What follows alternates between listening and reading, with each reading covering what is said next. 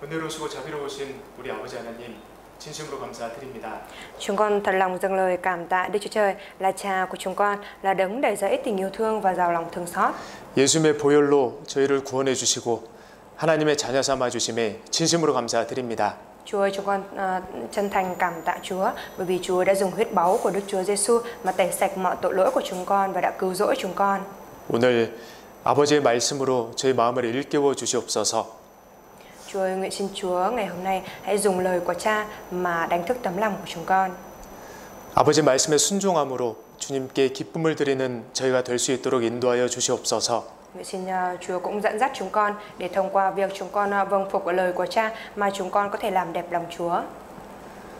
우리 주에 이뤄진 영혼들 그들에게 주님의 마음으로 이 사랑을 전할 수 있도록 도와주시옵소서. Chúa ơi, nguyện xin Chúa Ngài cũng giúp đỡ chúng con để chúng con có thể truyền giao tình yêu thương này của Chúa cho những linh hồn đang lạc mất xung quanh chúng con mà với tấm lòng của Ngài.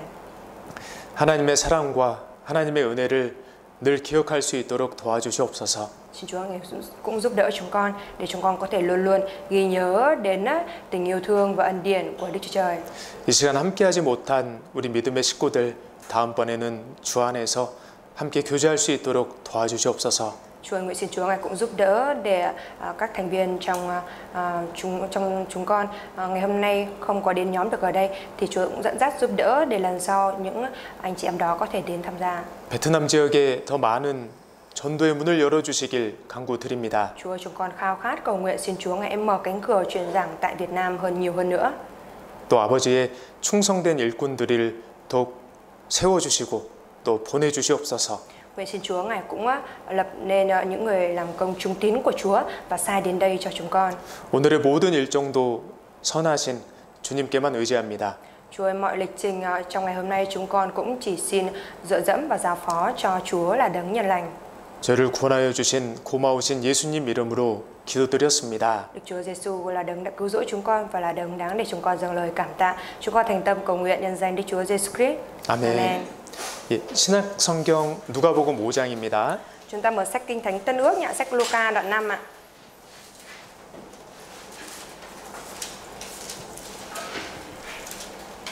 Luca đoạn 5 ạ. 누가복음 5장 4절에서 6절입니다. Luca đoạn 5 từ câu 4 đến câu 6 ạ. 말씀을 마치시고 시몬에게 이르시되 깊은 데로 가서 그물을 내려 고기를 잡으라. Khi giảng xong, Ngài bảo Simon hãy trèo ra ngoài nước sâu thả lưới để đánh cá. 5절은 같이 읽겠습니다. Câu 5 chúng ta cùng đọc với nhau ạ. 시몬이 대답하여 가로되 선생이여 우리들이 밤이 맞도록 수고를 하였으되 얻은 것이 없지만은 말씀에 의지하여 내가 그물을 내리리이다 하고 그리한즉 고기를 애운 것이 심이 많아 그물이 찢어지는지라. Họ thả lưới xuống và bắt được nhiều cá đến nỗi đứt cả lưới. 우리가 신앙생활을 할 때요 중요한 것 중에 하나가 바로 순종입니다. Cái điều quan trọng nhất trong khi mà chúng ta thực hiện đời sống đức tin đó chính là sự vâng phục ạ. 예, 하나님 말씀에 순종하는 사람은 신앙생활에 성공합니다.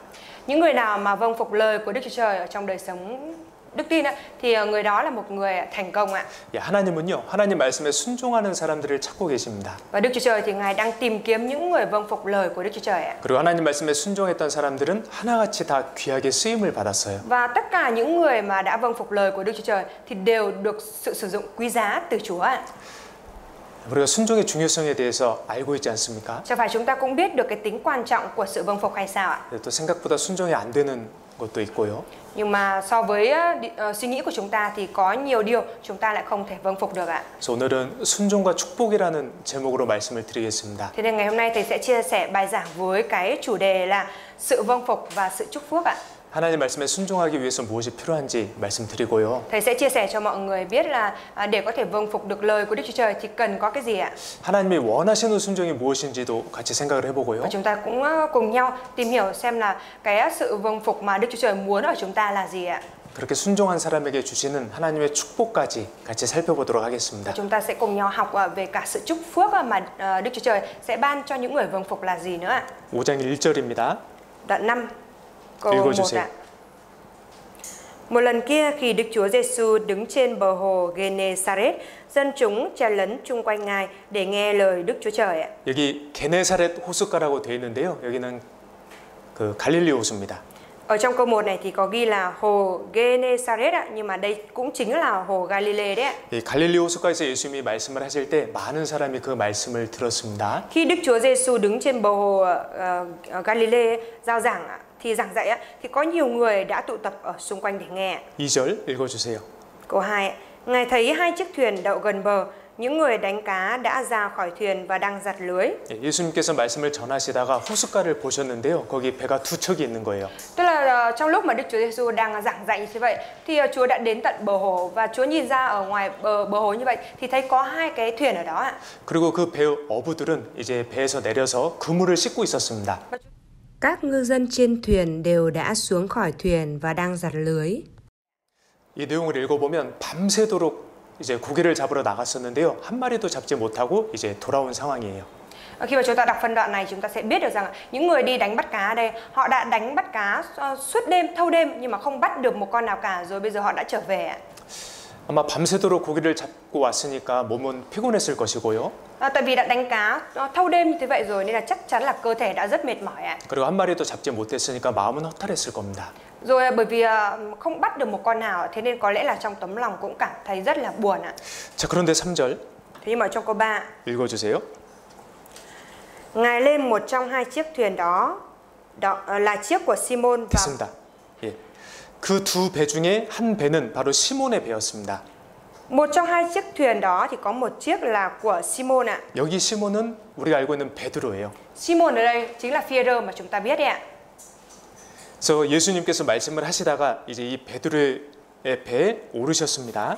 Và trong lúc mà đang giao giảng với dân chúng như thế vậy thì Đức Chúa Giêsu đã đi lên trên thuyền của Simon ạ. 이때는요, 예수님과 베드로가 처음 만났을 때가 아니에요. Lúc bấy giờ không phải là lần đầu tiên Đức Chúa Giêsu gặp Phi-e-rơ đâu ạ. 베드로는 예수님의 얼굴을 알고 있었습니다. Mà Phi-e-rơ đã biết được mặt của Đức Chúa Giêsu rồi ạ. 왜냐하면 요한복음 1장에 보면 거기 베드로와 예수님이 처음 만난 장면이 나와 있어요. Bởi vì ở trong sách Giăng đoạn 1 thì có xuất hiện cái cảnh tượng đầu tiên lúc mà Phi-e-rơ gặp Đức Chúa Giêsu rồi ạ. 베드로 형제 안드레가요, 이 베드로를 데리고 예수님께 갔었습니다. Em của Phi-e-rơ là anh Đê đã dẫn Phi-e-rơ đến trước mặt Đức Chúa Giêsu ạ. 그때 예수님께서 베드로에게 지금은 시몬이지만 나중에는 네가 베드로가 될 거야라고 얘기를 해주셨어요. Lần đầu tiên gặp thì Đức Chúa Giêsu đã nói với Simon rằng: hỡi Simon, bây giờ ngươi tên là Simon nhưng mà sau này ngươi sẽ được gọi thành Phi-e-rơ ạ. 예.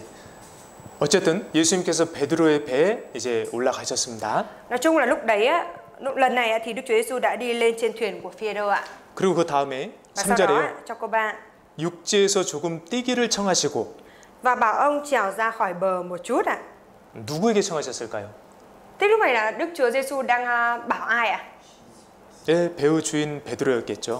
Chắc là bảo Simon Phi-e-rơ là chủ của chiếc thuyền đó đúng không ạ?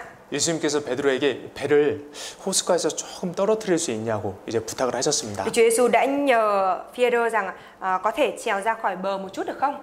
그러니까 이제 베드로는 그물을 싣고 있다가 자기 배에 올라갔을 거예요. Nên là trong lúc mà Phi-e-rơ đang giặt lưới như thế vậy, khi Đức Chúa Giêsu nhờ như thế thì có lẽ là Phi-e-rơ đã đi lên trên thuyền ạ.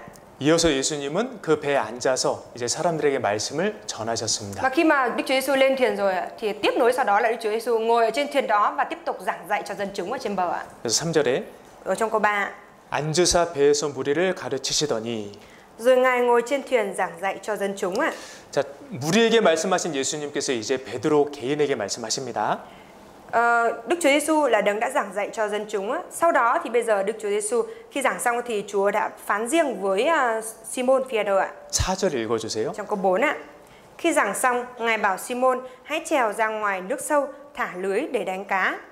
자, 베드로 깊은 데로 가서 그물을 내려서 고기를 잡아라. Phi-e-rơ ơi, hãy trèo ra ngoài nước sâu kia rồi thả lưới xuống mà đánh cá. 아니 지금 베드로는 밤새도록 고기를 잡고 돌아왔거든요. Lúc bây giờ rõ ràng là Phi-e-rơ đã đánh cá thâu đêm rồi trở về như vậy rồi.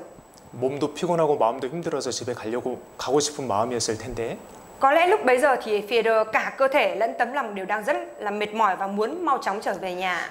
5절에 이렇게 대답을 합니다. Nhưng mà trong câu 5 Phi-e-rơ đã đáp lại như thế này. 읽어주세요. Simon thưa thầy, chúng con đã làm việc suốt đêm mà không bắt được gì cả, nhưng vâng lời thầy, con sẽ thả lưới. 예. 선생이요, 예수 선생님. Thưa thầy Đức Chúa Giêsu ơi. 우리들이 여기서 우리들은요, 베드로 그리고 베드로 형제 안드레 그리고 그들의 동업자였던 야고보 요한까지 4사람입니다. Chúng con ở đây là bao gồm 4 người, là bao gồm Phi-e-rơ, anh Đê là em của Phi-e-rơ, cùng với anh em nhà Gia-cơ và Giăng ạ. 우리들이 밤이 맞도록 수고를 했는데 얻은 게 없었습니다. Chúng con đã làm việc suốt đêm mà không có bắt được gì cả. 자, 그런데 예수님께서 말씀하신 대로 그 말씀에 의지해서 저희가 한번 다시 나가 보겠습니다. Nhưng mà vâng, theo lời thầy, vâng, đúng theo như lời Chúa Giêsu đã nói thì chúng con sẽ đi thả lưới. 그래서 베드로는요, 그 예수님의 말씀에 순종했어요. Phi-e-rơ đã vâng lời của Đức Chúa Giêsu ạ. 그 결과가 바로 6절입니다. Và kết quả chính ở trong câu 6 đấy ạ. 같이 읽겠습니다. Chúng ta cùng đọc nhé. 그리한즉 고기를 애운 것이 심히 많아 그물이 찢어지는지라. 예. 예수님 말씀에 순종했던 베드로는 그날 그물이 찢어질 정도로 많은 고기를 잡았습니다. Phi-e-rơ là người đã vâng lời của Đức Chúa Giêsu và ngày hôm đó Phi-e-rơ đã đánh được cá đầy đến nỗi mà đứt cả lưới ạ. 예수님 말씀에 순종했던 베드로에게 예수님은 한 말씀을 더 하십니다. Và sau đó thì Đức Chúa Giêsu đã phán thêm một lời nữa với Phi-e-rơ là người đã vâng lời của Chúa ạ. 10절. Câu 10 ạ. 세베대의 아들로서 시몬의 동업자인 야고보와 요한도 놀랐습니다. 예수께서 시몬에게 일러 가라사대 무서워 말라 이제 후로는 내가 사람을 취하리라 하시니. Câu 9 câu 10 ạ. Vì Simon và tất cả những người ở đó với ông đều kinh ngạc về mẻ lưới vừa rồi. Cả Gia-cơ và Giăng, con Sê-bê-đê bạn của Simon cũng vậy. Đức Chúa Giêsu phán với Simon. Câu 10 đọc hết ạ thầy. 네. Đừng sợ, kể từ nay con sẽ trở nên tay đánh lưới người ạ. 방금 읽었던 이 장면은요, 마태복음 4장에 조금 더 자세히 기록이 돼 있어요. Và cái phân đoạn vừa giờ thầy đọc á thì nó được ghi chép chi tiết cụ thể ở trong sách Ma-thi-ơ đoạn 4 ạ. 예수님께서 베드로에게 나를 따라오너라. Đức Chúa Giêsu phán với Phi-e-rơ rằng hãy theo ta. 이제부터는 내가 사람 낚는 어부가 되리라. Từ nay ta sẽ khiến con trở nên tay đánh lưới người ạ. 예, 베드로는 그 말씀에도 순종을 했습니다. Phi-e-rơ cũng đã vâng phục lời đó của Đức Chúa Giêsu ạ. 그러니까 베드로 사도하면 두드러지는 특징 중에 하나가 바로 순종이에요. Nhắc đến sứ đồ Phi-e-rơ thì cái đặc trưng nổi bật là sự vâng phục ạ. 그래서 베드로는요, 정말로 많은 사람들을 예수님께로 인도하는 사람이 되었고. Thế là thực sự Phi-e-rơ đã trở thành một người dẫn dắt được nhiều người trở về với Chúa ạ. 예, 지금 이제 천국에 있습니다. Và hiện bây giờ thì Phi-e-rơ đang ở trên trời ạ, trên thiên đàng đấy ạ. 예, 그래서 오늘은 이 누가복음 5장 이 말씀을요, 순종의 측면에서 집중해서 한번 같이 살펴볼게요. Ngày hôm nay chúng ta sẽ cùng nhau tập trung vào cái sự vào cái sách Luca đoạn 5 này dựa trên cái mặt về sự vâng phục và cùng nhau tìm hiểu nhé. 네, 여러분 어떻게 하면 우리가 순종을 더 잘할 수 있을까요? Thưa mọi người, làm thế nào để cho chúng ta có thể vâng phục giỏi hơn ạ, tốt hơn ạ? 순종의 비결이 무엇일까요? Bí quyết của sự vâng phục là gì ạ? 네, 하나님 말씀을 잘 듣는 겁니다. Đó là cái việc lắng nghe lời của Đức Chúa Trời thật tốt ạ. 잘 들어야 순종할 수 있습니다. Phải lắng nghe thật tốt thì mới có thể vâng phục được ạ. 베드로가 예수님께 이렇게 말했어요. Phi-e-rơ thì đã nói với Đức Chúa Giêsu như thế này ạ. 예수님, 제가 밤이 맞도록 수고해서 그물을 내렸지만 한 마리도 잡지 못했지만 말씀에 의지하여 그물을 내리리이다. Đức Chúa Giêsu ơi, mặc dù chúng con đã đánh cá suốt đêm, cực nhọc như vậy nhưng mà chẳng bắt được một con nào. Tuy nhiên, vâng lời thầy, con sẽ thả lưới ạ. 예수님께서 베드로 배에서 말씀하실 때에 누가 가장 가까이에서 말씀을 들었어요? Lúc mà Đức Chúa Giêsu ở trên thuyền giảng dạy cho dân chúng như thế vậy, thì ai là người ngồi ở gần Đức Chúa Giêsu nhất và nghe lời Chúa giảng ạ? 예, 배우 주인 베드로예요. Đó chính là Phi-e-rơ, là chủ của chiếc thuyền đó ạ. 베드로는 예수님 앞에서 말씀을 들으면서 깨달은 게 있었을 겁니다. Khi mà Phi-e-rơ được nghe lời của Chúa trước mặt Đức Chúa Giêsu như thế vậy, thì Phi-e-rơ đã nhận biết ra được điều gì đó ạ. 예수님이 전하시는 그 하나님 말씀에 분명히 깨달은 게 있었고 감동된 게 있었을 거예요. Có lẽ là Phi-e-rơ đã có cái điều gì nhận biết được khi mà nghe lời của Đức Chúa Trời thông qua Đức Chúa Giêsu giao giảng ạ, và đã có được cái điều gì đó cảm động ạ. 그래서 예수님 말씀이라면 의지해도 되겠다라는 판단이 들었을 거예요. Thế nên là Phi-e-rơ mới có thể đưa ra được cái sự phán đoán rằng lời của Đức Chúa Giêsu đã nói thì mình có thể tin cậy và thực hiện theo. 그러니까 베드로가 말씀에 의지하여 내가 그물을 내리리이다 한 거예요. Thế nên là Phi-e-rơ mới nói rằng nhưng vâng lời thầy, con sẽ thả lưới ạ. 사실 이때 베드로는 정말 피곤했을 때입니다. Sự thật lúc bấy giờ là lúc mà Phi-e-rô rất mệt mỏi ạ. 그리고 베드로는요, 이 갈릴리에서 태어나고 자란 사람이에요. Và Phi-e-rô là một người đã được sinh ra ở tại hồ Galilee này và đã lớn lên ở tại nơi đây ạ. 몇 월, 몇 시에 어디서 어떤 고기가 잡히는지 잘 알았을 거예요. Và có lẽ là Phi-e-rô cũng biết rõ được rằng vào tháng mấy rồi vào thời điểm nào là cái thời điểm sẽ dễ đánh bắt được cá nhiều nhất ạ. 근데 베드로가 아침에 그물을 싣고 들어가려고 했잖아요, 집에. Lúc bấy giờ là buổi sáng sớm rồi, Phi-e-rô đang giặt lưới để trở về nhà rồi ạ. 그 말은 이 시간에는 이제 고기가 안 잡히니까 그래 이제 피곤하니까 가서 쉬어야겠다라는 판단을 했던 거거든요. Bởi vì điều đó có nghĩa là gì, là Phi-e-rô phán đoán là rằng vào cái thời điểm này là không có cá nữa, thế nên là mình giặt lưới như vậy để về nhà mình nghỉ ngơi ạ. 그러니까 베드로가 예수님 말씀을 의지하기 위해서는 일단 자기 생각을 버려야 합니다. Nhưng mà để có thể dựa dẫm và tin cậy vào lời của Đức Chúa Trời thì Phi-e-rô đã bỏ đi cái suy nghĩ của mình trước ạ. 베드로가 예수님 말씀에 순종하기 위해서는 자기 경험도 내려놔야 합니다. Và để có thể vâng phục được lời của Đức Chúa Giêsu thì Phi-e-rô buộc phải bỏ đi cái kinh nghiệm của mình ạ.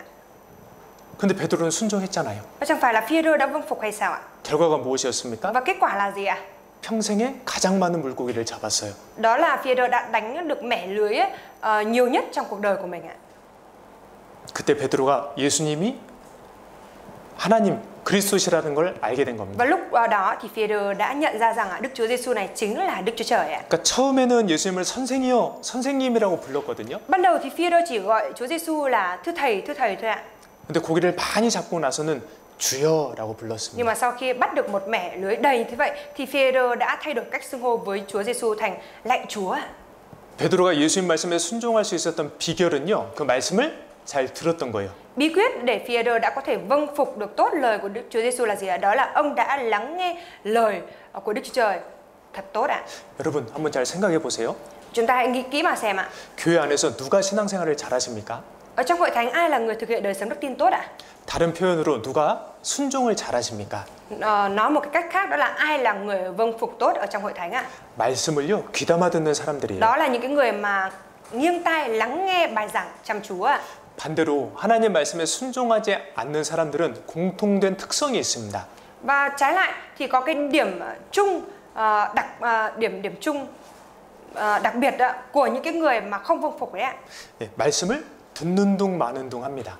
Đó là nghe bài giảng nửa có nửa không ạ. 말씀 시간에요 들락날락합니다. Rồi trong cái thời gian bài giảng diễn ra như vậy thì đi ra đi vào ạ. 또 말씀 시간에 자주 졸고요. Rồi trong cái thời gian nghe bài giảng đấy thì thường xuyên ngủ gục ạ. 말씀을 들으려고 집중하려는 노력이 없습니다. Rồi cũng không có một cái ý chí hay cái sự cố gắng để mà lắng nghe bài giảng ạ. 그러니까 말씀을요 귀담아 듣지 않으면 순종하기 어려운 거예요. Thế nên nếu như mà không có nghiêng tai mà lắng nghe chăm chú lời của Chúa thì sẽ khó mà vâng phục được ạ. Thì không thể vâng phục được ạ. 말씀을 잘 듣느냐 그렇지 않느냐 작은 차이 같잖아요. Cái việc mà nghe bài giảng hay là không nghe bài giảng trông có vẻ như là một cái sự khác biệt nhỏ thôi. 근데 그 결과의 차이는 엄청납니다. Nhưng mà cái kết quả của hai trường hợp này thì khác xa nhau ạ. 하와가 선악과를 먹고 범죄했습니다. Eva đã ăn trái cây biết điều thiện và điều ác và đã phạm tội ạ. 왜요? Tại vì sao ạ? 남편의 말을 듣지 않고 마귀 말을 들었어요. Tại vì Eva đã không nghe lời của chồng mình mà đã đi nghe lời của ma quỷ ạ. 아담이 선악과를 먹고 하나님 앞에 범죄했습니다. Rồi Adam đã ăn trái cây biết điều thiện và điều ác và đã phạm tội trước mặt Đức Chúa Trời ạ. 왜요? Tại vì sao ạ? 하나님 말씀을 듣지 않고 아내의 말을 들었어요. Tại vì Adam đã không nghe lời của Đức Chúa Trời mà đi nghe lời của vợ mình ạ. 그 결과로요 죄가 이 세상에 들어왔어요. Và hậu quả là gì ạ? Đó là tội lỗi đã đi vào trong thế gian ạ. 사망이 들어왔어요. Và cái chết cũng đã đến trong thế gian ạ. 듣는 게 이렇게 중요한 거예요. Thế cái việc nghe là điều quan trọng như vậy đấy ạ. 반대의 경우를 생각해 봅시다. Chúng ta hãy nghĩ đến cái trường hợp trái ngược lại ạ. 구원받는 사람의 특징이 무엇일까요? Đặc trưng của người đã nhận được sự cứu rỗi là gì ạ? 말씀을 잘 들었어요. Nghe bài giảng tốt rồi ạ. 일단 잘 들었어요. Mà đặc trưng của người đã nhận được sự cứu rỗi là nghe bài giảng tốt ạ. 말씀을 잘 듣는 가운데 이해하게 됩니다. Rồi trong lúc mà nghe bài giảng tốt như vậy thì hiểu được lời của Chúa, 깨닫게 됩니다. rồi nhận biết ra. 구원받은 이후에도 그렇습니다. Và sau khi nhận được sự cứu rỗi cũng tương tự như vậy thôi ạ. 우리가요 말씀을 잘 들을 때 그 말씀의 뜻을 이해하고 깨닫게 돼요. Tức là khi mà chúng ta lắng nghe bài giảng thật tốt á, thì chúng ta mới có thể hiểu được lời của Chúa, mới có thể nhận biết ra được ý muốn của Chúa là gì ạ. 그 로마서 10장에 믿음은 들음에서 난다라고 하셨습니다. Ở trong sách Roma đoạn 10 thì có câu nói rằng đức tin đến từ việc người ta nghe ạ. 근데 거기에서 들음이라는 그 표현 안에는요, 경청이 포함됐다고 생각을 합니다. Và thầy thì nghĩ rằng ở trong cái từ nghe đó thì nó bao gồm cả cái từ chăm chú lắng nghe đấy ạ. 우리 귀는 열려 있기 때문에 Tại vì tai của chúng ta thì luôn mở ạ. 소리를 들을 수 있어요. Nên là chúng ta có thể nghe thấy tiếng ạ. 근데 대충 들으면 믿음이 생기지 않습니다. Nhưng mà nếu như mà chỉ nghe qua loa đại khái thì sẽ không có nảy sinh đức tin được ạ. 분명히 믿음은 들음에서 납니다. Rõ ràng là đức tin đến từ việc người ta nghe. 그 들음이라는 말 안에는 Thế là trong cái từ nghe đó 잘 듣고 경청한다라는 말이 포함되어 있는 거예요. thì nó bao gồm bao hàm cả cái ý nghĩa là lắng nghe, chăm chú nghe ạ. 여러분, 우리가 순종하는 그리스도인이 되고 싶잖아요. Thưa mọi người, chẳng phải chúng ta cũng muốn trở thành một cơ đốc nhân vâng phục hay sao ạ? 우리가 말씀 들을 때요, 더 집중해서 들어봅시다. Thế thì mỗi khi mà có bài giảng chúng ta hãy tập trung để lắng nghe bài giảng tốt 우리가 hơn đi ạ. 말씀을요, 경청해 봅시다. Chúng ta hãy nghe bài giảng thật tốt đi ạ. 그 가운데 하나님께서 말씀을요, 우리 영혼에 심겨 주시는 거예요. Và trong lúc như thế vậy thì sẽ có lời của Đức Trời được gieo vào trong tâm linh của chúng ta. 그 말씀의 힘으로 우리가 순종할 수 있는 거예요. 움직일 수 있는 거예요. Và cái lời của Đức Chúa Trời đã được gieo vào trong lòng của chúng ta đó thì có thể dịch chuyển chúng ta và khiến chúng ta có thể vâng phục được ạ. 그래서 순종하기 위해서는 반드시 경청이 필요합니다. Để có thể vâng phục được thì nhất định cần phải có cái sự chăm chú lắng nghe ạ. 이 베드로는 하나님 말씀에 잘 순종했더니 축복을 받았잖아요. Bởi vì Phi-e-rơ đã vâng phục theo lời của Đức Chúa Trời, Đức Chúa Giêsu, thế nên chẳng phải Phi-e-rơ đã được chúc phước hay sao? 베드로가 순종을 통해서 받았던 첫 번째 축복은요, 그는 예수님을 더 알게 됐습니다. Sau khi mà Phi-e-rơ vâng phục lời của Đức Chúa Giêsu như vậy thì cái sự chúc phước đầu tiên mà Phi-e-rơ đã nhận được là gì? Đó là Phi-e-rơ đã nhận biết rõ hơn, thêm hơn về Đức Chúa Giêsu ạ. 처음에는 예수님을 선생님이라고 불렀었는데 Ban đầu thì Phi-e-rơ chỉ gọi Đức Chúa Giêsu là thầy thôi ạ. 예수님 말씀에 순종한 이후에 예수님의 능력을 경험한 이후에는 주여라고 불렀습니다. Nhưng mà sau khi vâng phục lời của Đức Chúa Giêsu rồi trải nghiệm được quyền năng của Đức Chúa Giêsu thì ông đã gọi Đức Chúa Giêsu là lạy Chúa. 순종을 했기 때문에 예수님의 능력을 알게 된 거예요. Bởi vì đã vâng phục lời của Đức Chúa Giêsu nên đã biết được cái quyền năng của Đức Chúa Giêsu rồi ạ. 그러면서 예수님을 더 알게 된 거예요. Bởi vì thế nên là càng biết rõ hơn về Đức Chúa Giêsu ạ. 여러분, 예수님의 능력을 경험하니까 기뻤을까요? 슬펐을까요? Thưa mọi người, bởi vì Phi-e-rơ đã trải nghiệm được cái quyền năng của Đức Chúa Giêsu nên là cảm thấy vui hay buồn ạ? 기쁘죠. Vui đúng không ạ? 순종하는 사람에게는 하나님이 주시는 기쁨이 있습니다. Có cái niềm vui mà Đức Chúa Trời sẽ ban cho những người nào vâng phục ạ. 혹시 요즘 우리 형제자매님들의 삶에 기쁨이 사라졌다면요? Nếu như ở trong đời sống của các anh chị em chúng ta gần đây mà bị biến mất đi niềm vui ạ, 혹시 순종이 사라진 건 아닌지 한번 생각해 보셔요. thì mọi người hãy suy nghĩ lại xem, nhìn nhận lại xem có phải là mình đã đánh mất đi sự vâng phục rồi hay không. 우리가 말씀에 순종할 때에 하나님의 능력을 경험합니다. Khi mà chúng ta vâng phục lời của Chúa thì chúng ta sẽ trải nghiệm được quyền năng của Chúa ạ. 그러니까 기쁨이 있는 거예요. Bởi vì thế nên là mới có được niềm vui ạ. 또 예수님의 능력을 경험하니까 감사가 될까요? 원망이 될까요? Bởi vì trải nghiệm được quyền năng của Đức Chúa Giêsu rồi, thế nên là trở nên cảm tạ hay là oán trách ạ? 감사가 되죠. Trở nên cảm tạ đúng không ạ? 순종을 하면요, Khi mà vâng phục ạ, 하나님의 능력을 경험하니까 또 감사가 됩니다. thì trải nghiệm được quyền năng của Chúa, thế nên là càng trở nên cảm tạ hơn ạ. 예수님께서 모이기를 힘쓰라고 하셨습니다. Đức Chúa Giêsu đã nói rằng hãy gắng sức trong việc nhóm họp ạ. 내 안에 거하라고 하셨어요. Và Chúa cũng đã giảng dạy rằng hãy cứ ở trong ta. 보면요, 교제 잘 나오시는 분들이 또 잘 모이세요. Và thầy thấy là những ai mà đến nhóm họp thường xuyên thì là hay đến ạ. 왜 그럴까요? Tại sao lại như vậy ạ? 그 말씀에 순종해서 모임 나오시는 분들은 깨닫는 게 있습니다. Bởi vì những cái người mà vâng phục theo lời đó của Đức Chúa Giêsu rồi đến thường xuyên đến nhóm họp như vậy thì có điều mình đã nhận biết ra được ạ. 모일 때에 하나님께서 내 마음을 만져주신다는 걸 경험한 거예요. Đó là trải nghiệm được rằng mỗi khi mình đến nhóm họp thì Chúa lại xoa dịu tấm lòng của mình ạ. 그걸 알기 때문에, 그 능력을 알기 때문에 더 순종하는 겁니다. Bởi vì biết được cái quyền năng đó rồi, thế nên càng vâng phục hơn trong lời kinh thánh đó ạ. 그러니까 모이기를 더 힘쓰는 거고요. Thế nên là mới gắng sức hơn nữa trong việc nhóm họp ạ. 왜 모이기를 힘쓰라고 하셨는지 더 알게 되는 거예요. Và càng hiểu rõ hơn được tại vì sao Đức Chúa Giêsu lại phán rằng hãy gắng sức nhóm họp ạ. 그리고 Và- 또 예수님 말씀에 순종했던 베드로에게 예수님은요 새로운 말씀을 주셨어요. Và Đức Chúa Giêsu đã ban thêm một cái lời mới cho Phi-e-rơ là người đã vâng lời của Đức Chúa Giêsu ạ. 그물을 내려라라는 말씀에 베드로가 순종했습니다. Phi-e-rơ thì trước đó thì Phi-e-rơ đã vâng phục lời của Đức Chúa Giêsu phán rằng hãy thả lưới ạ. 그러자 예수님께서 이제는 나를 따라오너라 하셨어요. Và sau đó thì cái lời tiếp theo Chúa đã phán với Phi-e-rơ là gì ạ? Đó là hãy theo ta. 저희 마태복음 4장을 보겠습니다. Chúng ta mở sách Ma-thi-ơ đoạn 4 ạ. 이 부분이 아까 그 누가복음 5장과 이어지는 부분이에요. Cái phân đoạn này là cái phân đoạn tiếp nối với cái sách Luca đoạn 5 lúc nãy đấy. 마태복음 4장 19절. Ma-thi-ơ đoạn 4 câu bao nhiêu thầy? 19절이요. Câu 19 ạ. 같이 읽겠습니다. Đoạn 4 câu 19 á, chúng ta cùng đọc với nhau nhé. 말씀하시되 나를 따라오너라 내가 너희로 사람을 낚는 어부가 되게 하리라 하시니. 예. 이게 하나님 말씀에 순종하는 사람에게 주시는 축복입니다. Đây chính là cái sự chúc phước mà Chúa ban cho những cái người vâng lời của Chúa. 어떤 축복이요? Sự chúc phước gì ạ? 새로운 말씀을 주신다라는 거예요. Đó là Chúa ban cho lời mới ạ. 주어진 말씀에 순종하는 사람에게 하나님은 새로운 말씀을 주신다는 거예요. Tức là người nào mà vâng lời mà Chúa đã ban cho rồi thì Chúa lại sẽ ban thêm cho lời mới ạ. 하나님 말씀을 깨닫게 도와주셔요. Chúa cũng giúp cho nhận biết ra lời của Đức Chúa Trời là như thế nào. 우리 형제자매님들 최근에 새롭게 깨달은 말씀이 있으십니까? Không biết là gần đây các anh chị em chúng ta có cái lời nào mình mới nhận biết ra không ạ?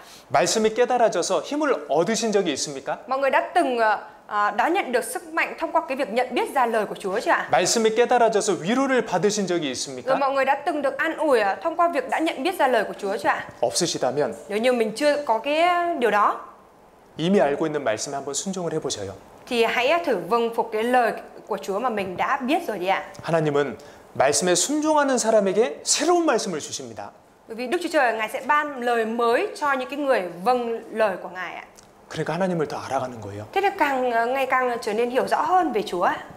신앙에 문제가 생기는 이유 중에 하나는 순종하지 않았습니다. Một trong những cái lý do khiến cho đời sống đức tin có vấn đề đó là bởi vì bản thân không vâng lời của Chúa ạ. 우리가 말씀에 순종하지 않으면 넘어집니다. Nếu chúng ta không vâng phục lời của Chúa thì chúng ta sẽ bị vấp ngã ạ.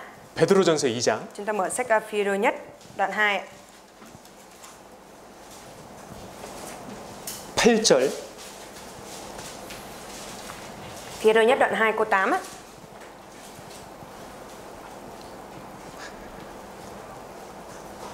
또한 부딪히는 돌과 거치는 반석이 되었다 하니라. Và là hòn đá gây cho vấp chân, tảng đá làm cho vấp ngã. 같이 읽겠습니다. Chúng ta cùng đọc ạ. 저희가 말씀을 순종치 아니함으로 넘어지나니 이는 저희를 이렇게 정하신 것이라. 말씀을 순종치 아니함으로 넘어지나니. Họ bị vấp ngã vì không vâng giữ đạo, không vâng giữ lời Chúa đấy. 넘어지면 아프잖아요. Vấp ngã thì đau đúng không ạ? 그리스도의 삶에 아픔과 고통은 불순종의 원인일 수 있는 거예요. Cái sự đau đớn và buồn bã xảy ra trong đời sống của cơ đốc nhân có thể đến từ cái việc mình không vâng lời của Đức Chúa Trời đấy ạ. 광야에서 살았었던 이스라엘 백성들을 같이 생각을 해봅시다. Chúng ta hãy cùng nghĩ đến dân chúng Israel là những cái người mà đã sống cái đời sống ở trong hoang mạc đi ạ. 하나님의 도우심으로 이스라엘 백성들이 홍해를 건넜습니다. Nhờ sự giúp đỡ của Đức Chúa Trời mà họ đã được vượt qua biển đỏ ạ. 그리고 광야에서 지냈어요. Và họ đã sống ở hoang mạc ạ.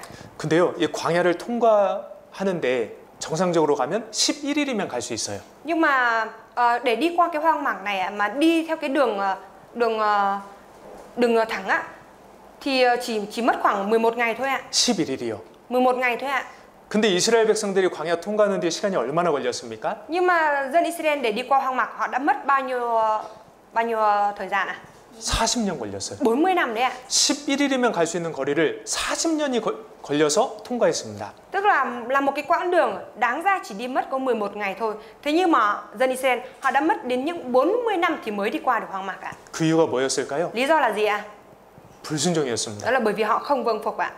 하나님 말씀에 순종했다면 Nếu như họ vâng phục lời của Đức Chúa Trời ạ 광야에서 허송세월을 보내지 않았을 thì 거예요. có lẽ là họ đã không có trải qua cái thời gian lãng phí ở trong hoang mạc như vậy ạ. 불순종하는 그리스도인들은 방황하게 됩니다. Những cơ đốc nhân nào không vâng phục ạ thì sẽ trở nên đi lang thang ạ. 방황하게 돼요. Lang thang đấy ạ. 또 이스라엘 백성들이 가나안 땅에 들어갔을 때요. Và khi mà dân Israel đi vào đất Canaan ạ, 이 가나안 땅은 굉장히 특별한 땅이잖아요. đất Canaan là một cái vùng đất rất đặc biệt đúng không ạ? 하나님께서 이스라엘 백성들에게 분명히 약속을 하셨습니다. Đức Chúa Trời rõ ràng đã hứa với dân Israel rồi ạ. 우리가 살아가는데 정말 필요한 게 물이잖아요, 물.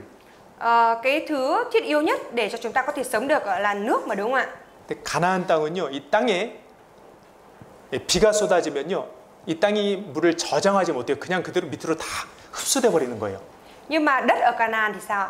Nó không phải là cái loại đất mà chứa được nước mà mưa rơi xuống là nó sẽ hấp thụ hết, không còn ạ. 그러니까 농사짓기가 어려워요. Thế rất khó để có thể trồng cấy được ở đó ạ. 근데 하나님께서 이스라엘 백성들에게 약속하셨습니다. Nhưng mà Đức Chúa Trời đã hứa với dân Israel rồi ạ. 너희가 순종하면 내가 비를 내려주겠다. Nếu như các ngươi vâng phục ạ thì ta sẽ ban mưa cho. 반대로 불순종하면 내가 하늘 문을 닫겠다. Nhưng ngược lại nếu như các ngươi không vâng phục ta sẽ đóng cửa trời lại. 그러니까 이집트에서는 굳이 비가 필요가 없어요.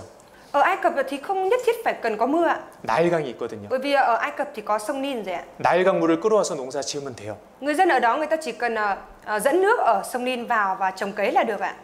애굽 땅에서는 내가 노력하는 만큼 결과를 얻을 수 있습니다. Ở đất Ai Cập ạ thì mình nỗ lực bao nhiêu thì mình sẽ nhận thu được tương đương với cái sự nỗ lực của mình ạ. 그 애굽 땅은 바로 우리가 구원받기 전의 모습입니다. Đất Ai Cập chính là hình ảnh của chúng ta trước khi nhận được sự cứu rỗi ạ. 가나안 땅은 노력하는 대로 얻을 수 있는 게 아니에요. Còn đất Canaan ở đây không phải là cái vùng đất mà nỗ lực bao nhiêu thì đón nhận được bấy nhiêu đâu ạ. 순종하는 만큼 얻을 수 있는 땅이에요. Mà làm cái vùng đất là vâng phục bao nhiêu thì sẽ nhận được bấy nhiêu ạ. 왜냐하면 가나안 땅은 순종할 때 하나님이 비를 내려주신다고 하셨거든요. Tại vì Chúa đã phán rằng ở vùng đất Canaan này thì phải vâng phục Đức Chúa Trời thì Chúa mới ban mưa cho ạ.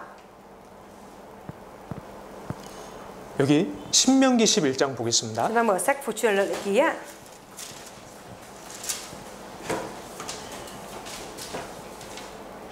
Đoạn 11 ạ. 13절 읽어주세요. Đoạn 11 câu 13. Vậy nếu anh em thực tâm vâng theo các điều răn mà tôi truyền cho anh em hôm nay, hết lòng, hết linh hồn, kính yêu Giê-hô-va Đức Chúa Trời của anh em và phụng sự Ngài. 예, 이스라엘 너희들이 하나님을 사랑하고 마음을 다하고 성품을 다해서 하나님께 순종하면 Nếu như anh em là Israel thực tâm vâng theo các điều răn mà tôi truyền cho anh em hôm nay. 14절 같이 읽겠습니다. Câu 14 ạ, chúng ta cùng đọc nhé. 여호와께서 너희 땅에 이른 비 늦은 비를 적당한 때에 내리시리니 너희가 곡식과 포도주와 기름을 얻을 것이요. 네. 가나안 땅에서 농사 잘 지으려면요 필요한 게 순종인 거예요. Tức là để có thể trồng cấy được ở trên đất Canaan thì cần thiết cái gì ạ? Cần thiết sự vâng phục ạ. 순종입니다. 순종. Cần sự vâng phục ạ. 불순종하면 삶이 힘들어지는 거예요. Nếu như mà không vâng phục ạ thì đời sống sẽ càng trở nên khổ cực hơn ạ. 삶의 고통은요 대부분 불순종에서 찾아옵니다. Đa số những cái sự đau khổ ở trong đời sống là đều đến từ sự không vâng phục ạ. 하나님께서 요나에게 말씀을 하셨습니다. Đức Chúa Trời thì đã phán với Jonah như thế này ạ. 니느웨로 가라. Hãy đi xuống thành Ninive ạ. 근데 요나는 그 말씀에 불순종해서 다시스로 가는 배를 탔어요. Nhưng mà Jonah thì lại làm trái lại lời đó của Đức Chúa Trời, đã đi tàu đi xuống Taresi ạ. 그 결과가 무엇이었습니까? Và kết quả đó là gì ạ? 바다에 빠지고요. Đó là đã bị chìm thuyền, bị đắm xuống dưới biển ạ. 물고기 뱃속에 들어가서 3일 동안 있었습니다. Kết quả là gì? Kết quả đó là Jonah đã bị ném xuống dưới biển rồi bị nuốt vào trong bụng của một con cá và ở trong bụng cá 3 ngày ạ. 거기서 회개했잖아요. Và tại đó thì Jonah đã ăn năn đúng không ạ? 바로 니느웨로 갔다면 그런 일은 없었겠죠. Nếu như mà Jonah vâng lời của Đức Chúa Trời đi xuống luôn thành Ninive thì có lẽ đã không xảy ra cái chuyện như vậy ạ. 여러분, 우리 삶에 고통과 슬픔이 있는데 Thưa mọi người, ở trong đời sống của chúng ta thì có những cái sự đau khổ và buồn bã ạ. 그 원인을 우리가 알아야 되잖아요. Chẳng phải là chúng ta cần phải biết được cái nguyên nhân vì sao lại có cái điều đó hay sao ạ? 고난과 고통이 반복되고 있다면 원인을 알아야 되잖아요. Nếu như mà cái khổ nạn cũng như cái sự đau khổ cứ liên tục lặp đi lặp lại như thế vậy thì chẳng phải chúng ta cần phải tìm ra và cần phải biết được cái nguyên nhân hay sao ạ? 예, 그게 원인이 불순종일 수도 있다는 겁니다. Nguyên nhân có thể là do mình không vâng phục đấy ạ. 반대로요. Nhưng mà ngược lại ạ. 순종은 자기를 하나님 앞에 아름답게 단장하는 거예요. Vâng phục là gì ạ? Vâng phục đó là mình trang điểm lại chính mình trước mặt Đức Chúa Trời ạ. 하나님 앞에서 하나님 보시기에 우리가 아름답게 단장하기 위해서는 반드시 순종이 필요합니다. Để cho chúng ta có thể trang điểm thật đẹp đẽ trước mặt Đức Chúa Trời thì nhất định cần phải có sự vâng phục ạ. 베드로전서 3장입니다. Chúng ta mở sách Phi-rơ nhất đoạn 3.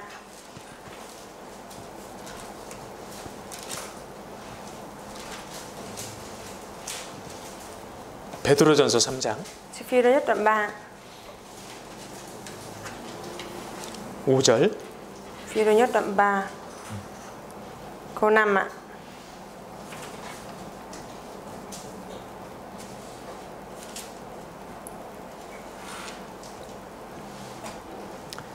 같이 읽겠습니다. Phi-rơ nhất đoạn 3 câu 5 chúng ta cùng đọc với nhau nhé. 전에 하나님께 소망을 두었던 거룩한 부녀들도 이와 같이 자기 남편에게 순복함으로 자기를 단장하였나니 자기 남편에게 순복함으로 순종하고 복종함으로 자기를 단장하였나니. Đều trang điểm bằng cách làm gì ạ? Bằng cách thuận phục, vâng phục chồng mình ạ. 남편에게 순복하는 것은 하나님 말씀이잖아요. 아내들에게 말씀하셨지 않습니까? 남편들에게 순종하라, 복종하라. Cái việc mà thuận phục chồng ở đây chính là lời mà Đức Chúa Trời đã phán với người làm vợ là hãy thuận phục chồng mình mà, đúng không ạ? 그러니까 아내가 그 말씀에 순종해서 남편에게 순복하는 것은요, 자기를 아름답게 단장하는 거라 그랬어요. Thế là cái việc mà người nữ vâng phục lời của Chúa phán rằng hãy thuận phục chồng mình, rồi thuận phục chồng của mình như vậy, thì đấy chính là trang điểm cho mình trở nên đẹp đẽ đấy ạ. 남편이 봤을 때 어떤 아내가 가장 아름다워 보일까요? Khi mà người chồng nhìn vào thì người vợ nào là cái người vợ trông đẹp đẽ nhất ạ? 외모가 아름다운 아내일까요? Có phải là một người vợ có cái ngoại hình đẹp không ạ? 요리를 잘하는 Có 아내일까요? phải là người vợ nấu ăn giỏi không ạ? 말을 예쁘게 하는 아내일까요? Hay là có phải là một người vợ hay nói rất là dẻo miệng không ạ? 네, 물론 다 좋죠. Hiển nhiên thì tất cả đều tốt ạ. 근데 남편이 원하는 아내는 순종하는 아내입니다. Nhưng mà cái người vợ mà người chồng mong muốn đó là một người vợ biết vâng lời ạ. 아름다운데 남편에게 순종을 안 하면 남편이 힘든 거예요. Mặc dù xinh đẹp đấy nhưng mà không có vâng lời chồng thì chồng sẽ cảm thấy rất mệt mỏi ạ. 아내가 요리를 너무 잘하는데 남편 말을 안 들어요. Mặc dù người vợ thì nấu ăn rất giỏi đấy nhưng mà không có vâng lời chồng ạ. 남편에게 말을 예쁘게 하는데 남편 말을 안 들어요. Mặc dù nói thì rất hay với chồng đấy, thế nhưng mà lại không có vâng lời của chồng ạ. 남편 말을 무시해요. Rồi lại còn xem thường chồng, lời chồng nữa ạ. 그러면 그 남편은요, 저기 정사에 가고 싶을 거예요. Thế thì có lẽ là người chồng này sẽ muốn đi đạp Trường Sa luôn ạ. 신기합니다. Rất là thần kỳ ạ. 남편은 무엇보다 자기 말에 순종하는 아내를 사랑하게 되어 있습니다. Tức là người chồng thì sẽ yêu thương cái người vợ nào mà biết thuận phục vâng lời của mình nhất ạ, hơn hết những cái thứ khác ạ. 이 말씀을 조금 확장을 해보면요. Và mở rộng cái câu kinh thánh này ra, 우리 그리스도인들은 예수님의 신부된 사람들이에요. thì những cơ đốc nhân chúng ta chẳng phải là cô dâu của Đấng Christ hay sao ạ? 대단한 영광이죠. Đấy là một cái vinh quang rất lớn, đúng không ạ? 아무리 충성된 신하도요, 왕의 옆자리에는 앉을 수가 없습니다. Cho dù là một cái hạ thần có vâng phục tốt đến đâu đi chăng nữa thì cũng không được ngồi bên cạnh vua đâu ạ. 왕 옆자리에는 반드시 왕비만 앉을 수 있어요. Cái chỗ ngồi bên cạnh vua là chỉ có hoàng hậu mới được ngồi thôi ạ. 우리가 그리스도의 신부라는 것은 Việc mà chúng ta là cô dâu của Đấng Christ thì có nghĩa là gì ạ? 그리스도인들은 예수님의 영원한 영광에 참여하게 됩니다. Thì có ý nghĩa là những cơ đốc nhân sẽ được dự phần vào trong vinh quang của Đấng Christ Giêsu ạ. 근데 그 예수님이 누구를 예쁘게 보실까요? Nhưng mà Đức Chúa Giêsu đó sẽ thấy ai xinh đẹp ạ? 말씀에 순종하는 그리스도인입니다. Đức Chúa Giêsu sẽ thấy những cơ đốc nhân nào vâng phục lời của Đức Chúa Trời là xinh đẹp ạ. 우리가 정말 주님께 잘 보이고 싶다면, Nếu chúng ta thực sự muốn cho Chúa thấy mình thật tốt ạ, 정말 우리가 주님께 사랑받고 싶다면요, thực sự nếu như chúng ta muốn được Chúa yêu ấy, 그 방법은 바로 순종입니다. cách đó là gì ạ? Đó là vâng phục ạ. 귓돌른 종 이야기 아실 거예요. Có lẽ chúng ta cũng biết đến câu chuyện của đầy tớ bị dùi tai ạ. 출애굽기 21장에 나옵니다. Cái nội dung đó thì xuất ở trong sách Xuất Ai Cập ký đoạn 11 ạ. 이스라엘 사람이 이스라엘 사람을 종으로 샀어요. Cái nội dung đó xuất hiện trong sách Xuất Ai Cập ký đoạn 21 ạ. Tức là người Israel thì sẽ mua một người Israel để làm nô lệ cho mình ạ. 그러면 하나님께서 법으로 정하신 게 7년째에는 그 종을 반드시 해방시켜줘야 돼요. Và Đức Chúa Trời thì đã ra một cái luật như thế này, đó là đến năm thứ 7 thì phải giải phóng nô lệ đó ra. 종으로 살다가 해방이 되니까 얼마나 좋겠어요. Đang sống làm đầy tớ nô lệ cho người ta như vậy, nhưng mà đến năm thứ 7 được giải phóng như thế thì vui biết bao ạ. 제가 군복무할 때는요, 2년 동안 군 생활을 했습니다. 2년. Lúc mà thầy thực hiện nghĩa vụ quân sự, tức là đi nhập ngũ, thì trong nhập ngũ 2 năm ạ. 군인들의 소원은 단 한 가지입니다. Tức là cái ước muốn của tất cả các người đi nghĩa vụ quân sự chỉ có một cái duy nhất thôi ạ, giống nhau ạ. 그 2년을 끝내고 나가는 그날이에요. Đó là chờ cái ngày 2 năm kết thúc rồi được xuất ngũ ạ. 군대에서 2년 살기도 어려운데 종으로 6년 살기는 얼마나 더 어렵겠어요? Sống ở trong quân đội 2 năm thì đã khổ cực biết bao nhiêu rồi. Thế thì cái việc mà sống làm nô lệ trong vòng 6 năm thì khổ biết bao ạ. 물론 군대 안 가신 분들도 계시니까. Ở đây thì hiển nhiên cũng có những người chưa đi quân đội ạ. 자, 직장인들은 월요일이 되면 기다리는 날이 주일입니다. Đối với những người mà đi làm ở công ty rồi ạ thì luôn chờ đến chủ nhật ạ. 빨리 6일이 지나가길 그렇게 기다려요. Tức là rất là mong là cái 6 ngày trong tuần này nhanh chóng qua đi ạ. 그러면 6년 종살이하던 사람은 얼마나 그 6년이 끝나길 기다리겠어요? Thế thì cái người mà làm đầy tớ nô lệ trong vòng 6 năm đó thì họ sẽ mong chờ cái 6 năm này nhanh chóng kết thúc biết bao ạ. 근데 놀랍게도 그 자유를 포기하는 종들이 있었어요. Nhưng mà một điều đáng kinh ngạc đó là trong những cái đầy tớ đó lại có những đầy tớ từ bỏ đi cái sự tự do của mình ạ. 아니, 자유를 얻어서 이제 나갈 수 있는데 안 나가는 거예요. Đến cái thời điểm là bây giờ mình có thể đón nhận được sự tự do và được giải phóng và đi ra khỏi đó rồi nhưng mà lại không đi ạ. 그 이유는 종을 너무 사랑해서요. Lý do là gì ạ? Lý do đó là bởi vì đầy tớ này thì rất yêu mến chủ của mình ạ. 종이 자기를 얼마나 사랑하는지 느꼈던 거예요. Và đã cảm nhận được rằng là chủ của mình yêu thương mình biết bao ạ. 그리고 종이 소개시켜준 그 아내, 그리고 그 아내와 사이에서 낳은 자녀가 너무 사랑스러워서 안 가는 거예요. Rồi bởi vì đầy tớ này thì rất yêu người vợ cũng như là con cái mà do chủ của mình đã giới thiệu cho. Thế nên là không có bỏ đi ạ, không có chọn cái việc ra đi ạ. 그러면 주인은 그런 종들을 문설주 곁으로 데려가서 귀에 구멍을 뚫습니다. Thế thì người chủ này sẽ dẫn cái người đầy tớ đó đến chỗ cửa hay trụ cửa rồi lấy cái mũi dùi để xỏ tai người đó vào. 예, 아마 그 의미는 이제부터는 주인의 말만 평생 듣겠습니다라는 뜻이겠죠. Có lẽ cái việc mà dùi tai như vậy đem theo cái ý nghĩa là trong suốt quãng đời còn lại này tôi chỉ vâng lời của chủ thôi ạ. 그러면 주인이 이렇게 종들을 봤을 때요. Thế thì khi mà chủ nhìn vào đầy tớ ạ, 종들 집에 있는 khi mà chủ 종들. nhìn vào các đầy tớ ở trong nhà của mình ạ, 그냥 종이 있고 귀 뚫린 종이 있었을 텐데. thì chắc là ở trong nhà thì trong các đầy tớ thì cũng có những cái đầy tớ bình thường và cũng có đầy tớ đã dùi tai rồi ạ. 주인이 특별히 사랑스럽게 보는 종들은 누구예요? Thì cái đầy tớ mà được chủ yêu mến đặc biệt ạ và thấy đặc biệt ạ là ai ạ? 귀 뚫은 종이에요. Đó chính là đầy tớ bị dùi tai đúng không ạ? 이 귀 뚫은 종이 우리 그리스도인입니다. Và đầy tớ bị dùi tai này đó chính là cơ đốc nhân chúng ta. 하나님의 은혜가 너무 감사해서 Đó là bởi vì chúng ta rất cảm tạ về ân điển của Đức Chúa Trời ạ. 나를 구원해 주신 그 은혜에 감동해서 이제부터는 하나님 말씀만 듣겠다고 결심한 사람들이 그리스도인들입니다. Những người mà rất là cảm động bởi tình yêu thương của Đức Chúa Trời đã dành cho mình, thế nên đưa ra cái quyết tâm là Bây giờ con chỉ nghe và vâng lời của Chúa đó chính là thôi. những cơ đốc nhân đấy ạ. 여러분 우리 그리스도인들이 아름답게 담장하는 방법은 말씀에 순종하는 거예요. Thưa mọi người, cách để chúng ta có thể trang điểm thật đẹp ạ trước mặt Đức Chúa Trời là gì ạ? Đó là vâng phục lời của Chúa ạ. 하나님은 하나님 말씀에 순종하는 사람들을 더 사랑하십니다. Và Đức Chúa Trời Ngài sẽ yêu mến những cái người vâng phục lời của Ngài hơn ạ. 요한복음 14장입니다. Chúng ta mở sách Giăng đoạn 4 ạ. 요한복음 14장 Giăng đoạn 14 ạ.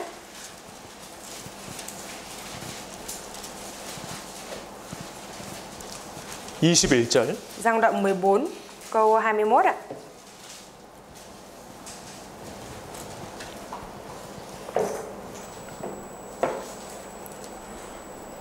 같이 읽겠습니다. Giăng đoạn 14 câu 21 ạ, chúng ta cùng đọc với nhau nhé.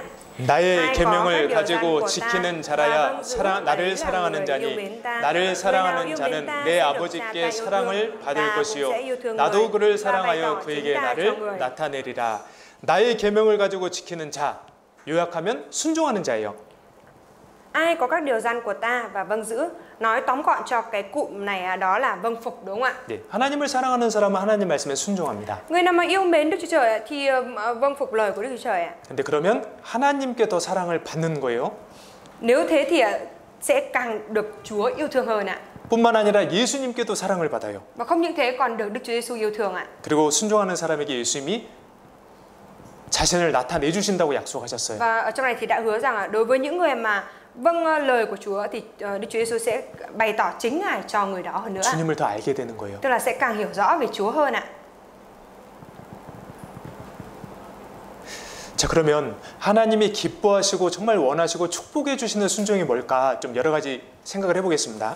Thế thì bây giờ chúng ta sẽ cùng nhau suy nghĩ xem là thế thì cái sự vâng phục mà Đức Chúa Trời cảm thấy đẹp lòng và chúc phước cho đó là gì ạ? 여러분, 사람이요 반드시 하나님께 한 번은 순종해야 됩니다. Thưa mọi người, đã là con người thì nhất định phải vâng phục chỉ một đấng mà thôi, đó chính là Đức Chúa Trời ạ. 정말 중요한 순종이 있습니다. Có một cái sự vâng phục rất quan trọng ở đây ạ. 베드로전서 1장. Chúng ta mở sách Phi-rơ nhất đoạn 1 ạ.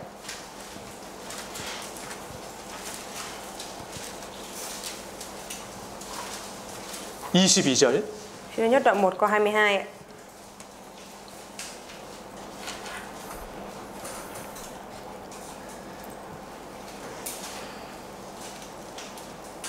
같이 읽겠습니다. Chúng ta cùng đọc nhé. 너희가 진리를 순종함으로 너희 영혼을 깨끗하게 하여 거짓이 없이 형제를 사랑하기에 이르렀으니 마음으로 뜨겁게 피차 사랑하라. 너희가 진리를 순종함으로. Nhờ vâng phục chân lý ạ. 사람이 반드시 해야 되는 순종이 바로 복음에 순종하는 거예요. Cái sự vâng phục mà con người ta nhất định cần phải thực hiện là gì ạ? Đó chính là vâng phục tin lành ạ. 회개하고 복음을 믿으라. Hãy ăn năn và tin nhận tin lành ạ. 복음 말씀에 순종하는 사람에게 하나님은 죄사함의 축복을 주십니다. Đối với người nào vâng phục lời của tin lành ạ thì Đức Chúa Trời sẽ ban cho sự chúc phước là được giải thoát ra khỏi tội lỗi ạ. 하나님의 자녀가 되는 축복을 받습니다. Và sẽ nhận được sự chúc phước là trở nên con cái của Đức Chúa Trời ạ. 사람은요 반드시 회개하고 복음을 믿으라는 말씀에 순종해야 되는 거예요. Con người thì nhất định cần phải vâng phục lời tin lành, đó là gì ạ? Đó là phải ăn năn và tin nhận tin lành ạ. 그리고 또 하나님이 기뻐하시는 순종은요 이해되지 않아도 순종하는 그 순종을 기뻐하십니다. Và cái sự vâng phục mà Đức Chúa Trời cảm thấy vui lòng nữa đó là gì ạ? Đó là dù mình không hiểu cái lời đó, dù mình không hiểu đi chăng nữa nhưng mà mình vẫn cứ vâng phục ạ. 예수님께서 베드로에게 깊은 데로 가서 그물을 내리라라고 말씀하셨어요. Đức Chúa Giêsu đã phán với Phi-e-rơ rằng hãy đi trèo ra ngoài chỗ nước sâu và thả lưới xuống ạ. 베드로의 상식과 경험으로는 이해가 되지 않습니다. Dựa trên cái thưởng thức cũng như là cái kinh nghiệm của Phi-e-rơ thì không thể hiểu nổi được cái lời đó ạ. 그러죠? Đúng không ạ? 그래도 베드로는 순종했어요. Mặc dù như vậy thì Phi-e-rơ vẫn đã vâng phục ạ. 이해되지 않을 때 하나님 말씀에 순종하면요 하나님이 기뻐하십니다. Khi mà dù chúng ta không hiểu lời của Chúa đi chăng nữa nhưng mà vẫn cứ vâng phục như thế thì Chúa sẽ ban phước cho ạ. 그건 하나님을 신뢰한다는 뜻이거든요. Bởi vì dù không hiểu nhưng vẫn vâng phục thì đó chính là cái chứng minh cho việc mình tin cậy vào Chúa ạ. 이해되지 않는 하나님 말씀에 순종하면 그 말씀을 이해하게 됩니다. Và khi mà mặc dù mình không hiểu lời đó nhưng mình vẫn cứ vâng phục thì mình sẽ trở nên hiểu cái lời đó. 헷갈리실 수 있으니까 제가 다시 한번 말씀해 드릴게요. Tại vì mọi người có thể hiểu lầm cái câu này nên là thầy sẽ nói lại một lần nữa. 말씀이 이해가 안 돼요. Không hiểu được lời của Chúa. 내 상식으로 전혀 이해가 안 돼요. Theo như cái thưởng thức của mình thì mình không thể hiểu được cái lời này của Chúa. 그런데 순종하면 그 말씀이 이해돼요. Nhưng mà khi mà mình vâng phục thì mình trở nên hiểu được cái lời đó. 그러니까 불순종하는 사람에게는 성경이 의문투성이 될 수 있어요. Đối với những người mà không vâng phục thì lời trong sách Kinh Thánh có thể là trở thành cái suối 많은 의문. thì sẽ trở thành nhiều những cái thắc mắc nghi vấn của mình ạ. 예수님께서 말씀하셨습니다. Đức Chúa Giêsu đã phán rồi ạ. 너희는 먼저 그의 나라와 그의 의를 구하라. 그리하면 이 모든 것을 너희에게 더하시리라. Hãy tìm kiếm vương quốc của Đức Trời và sự công chính của Ngài thì Ngài sẽ ban cho anh em mọi điều ấy nữa trước hết ạ. 그 말씀 이해 못하는 사람들도 있을 거예요. Thế cũng có lẽ là sẽ có những người không hiểu được lời này ạ. 아니 어떻게 먼저 복음을 전하고 어떻게 먼저 교회를 위해서 우리가 살아야 됩니까? Làm sao mà trước hết chúng ta có thể truyền ra tin lành rồi trước hết chúng ta có thể sống vì hội thánh được? 아니, 먹고 사는 게 좀 안정이 돼야 신앙생활도 할 수 있지 않겠습니까? Chẳng phải là phải ổn định trong cái việc kiếm sống, đủ ăn, đủ sống rồi thì mới có thể làm được cái việc đó hay sao? 예수님은 왜 먼저 그의 나라와 그의 의를 구하라는 무리한 요구를 하시는 것 같아요. Tại sao Đức Chúa Giêsu lại đòi hỏi là trước hết là phải tìm kiếm vương quốc của Ngài và sự công chính của Ngài trước. Có vẻ như là Chúa đã đưa ra một cái sự đòi hỏi hơi quá. 네, 아니 월 수입은 정해져 있고 나가는 비용도 정해져 있습니다. Tiền lương hàng tháng thì cố định rồi và hàng tháng thì cái số tiền phải tiêu đã cố định rồi. 근데 그 돈을 먼저 복음 전하는 데 쓰고 먼저 교회를 위해 쓰면 그만큼 내가 비용을 지출하지 못하게 되잖아요. Nhưng mà nếu như mà trước hết mình lại đi dùng cái số tiền lương này cho hội thánh rồi cho công việc của công việc truyền gia tin lành như vậy thì mình sẽ bị mất đi cái số tiền đó để không thể sử dụng cái số tiền đó cho cái đời sống của mình được mà. 아니 그러면 복음을 위해서 교회를 위해서 돈을 쓰면 그만큼 하늘에서 떨어진다는 겁니까? 라고 의문을 품을 수 있죠. Rồi có thể đặt ra một cái nghi vấn như thế, thắc mắc như thế này. Nếu vậy thì mình sử dụng bằng đấy tiền cho tin lành rồi cho hội thánh như thế vậy thì là tự dưng tiền ở trên trời rơi xuống cho mình hả?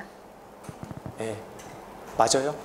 Đúng rồi đấy ạ. 그 말씀에 순종하기 전까지는 절대 이해가 안 될 거예요. Tức là trước khi mà vâng phục cái lời đó thì tuyệt đối sẽ không thể hiểu được lời đó đâu ạ. 그 말씀은 순종해야 이해가 됩니다. Phải vâng phục lời đó thì mới có thể hiểu được ạ. 그의 나라와 그의 의, 그러니까 복음과 교회를 위해서 물질을 먼저 쓰면 채워주시는 하나님을 경험하거든요. Tức là nếu như mà chúng ta tìm kiếm vương quốc của Đức Trời và sự công chính của Ngài, tức là nếu như mà chúng ta vâng phục lời của Chúa trước thì chúng ta sẽ Trải nghiệm được ân điển lấp đầy của Chúa. 이 모든 것들을 더하시리라 하셨는데 더해 주시는 은혜를 경험할 수 있거든요. Bởi vì Chúa đã hứa rằng ta sẽ ban cho con thêm mọi điều ấy nữa, vậy thì sẽ trải nghiệm được là sự chúc phúc của Chúa ban thêm cho mình hơn ạ. 여러분 우리가 잊어서는 안 됩니다. Thôi mọi người, chúng ta không được quên điều này ạ. 하나님은 지혜가 무한하신 분이에요. Đức Chúa Trời Ngài là đấng có cái sự khôn ngoan vô hạn ạ. 하나님은 능력이 무한하신 분이세요. Và Đức Chúa Trời Ngài là đấng có quyền năng vô hạn ạ. 하나님이 말씀하셨다면 자신 있으신 거예요. Nếu như Đức Chúa Trời đã phán ra thì Ngài tự tin để làm điều đó ạ. 내가 해줄게. Ta sẽ làm cho. 그의 나라와 그의 의를 먼저 구하면 내가 도와줄게. Nếu như mà trước hết con tìm kiếm vương quốc của ta và sự công chính của ta trước thì ta sẽ làm cho con điều đó. 그렇게 약속하신 겁니다. Chúa đã hứa như vậy rồi ạ. 말씀에 불순종하잖아요. 성경이 의문투성이에요. 이해가 안 돼요. Nếu như chúng ta không vâng phục lời của Chúa thì những lời ở trong sách Kinh Thánh này sẽ trở thành những cái mà chúng ta luôn nảy sinh những cái thắc mắc không hiểu được ạ. 말씀을 순종하면 그 말씀이 이해가 됩니다. Nhưng mà khi chúng ta vâng phục lời của Chúa thì chúng ta sẽ trở nên hiểu được lời đó ạ. 아, 그래서 이렇게 말씀하셨구나. Bởi vì như thế này nên là Chúa mới phán như thế này. 그리고 하나님이 기뻐하시는 축복 두 번째는 작은 일에 순종하는 거예요. Và cái sự 순종이죠, 목사님. 네, 하나님이 기뻐하시는 순종. Sự vâng phục mà Đức Chúa Trời đẹp lòng nữa đó là gì ạ? Đó là 작은 일의 순종이에요. Đó là vâng phục từ việc nhỏ. 누가복음 19장입니다. Sách Luca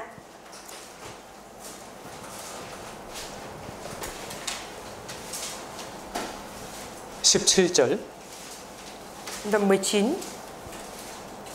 câu 17.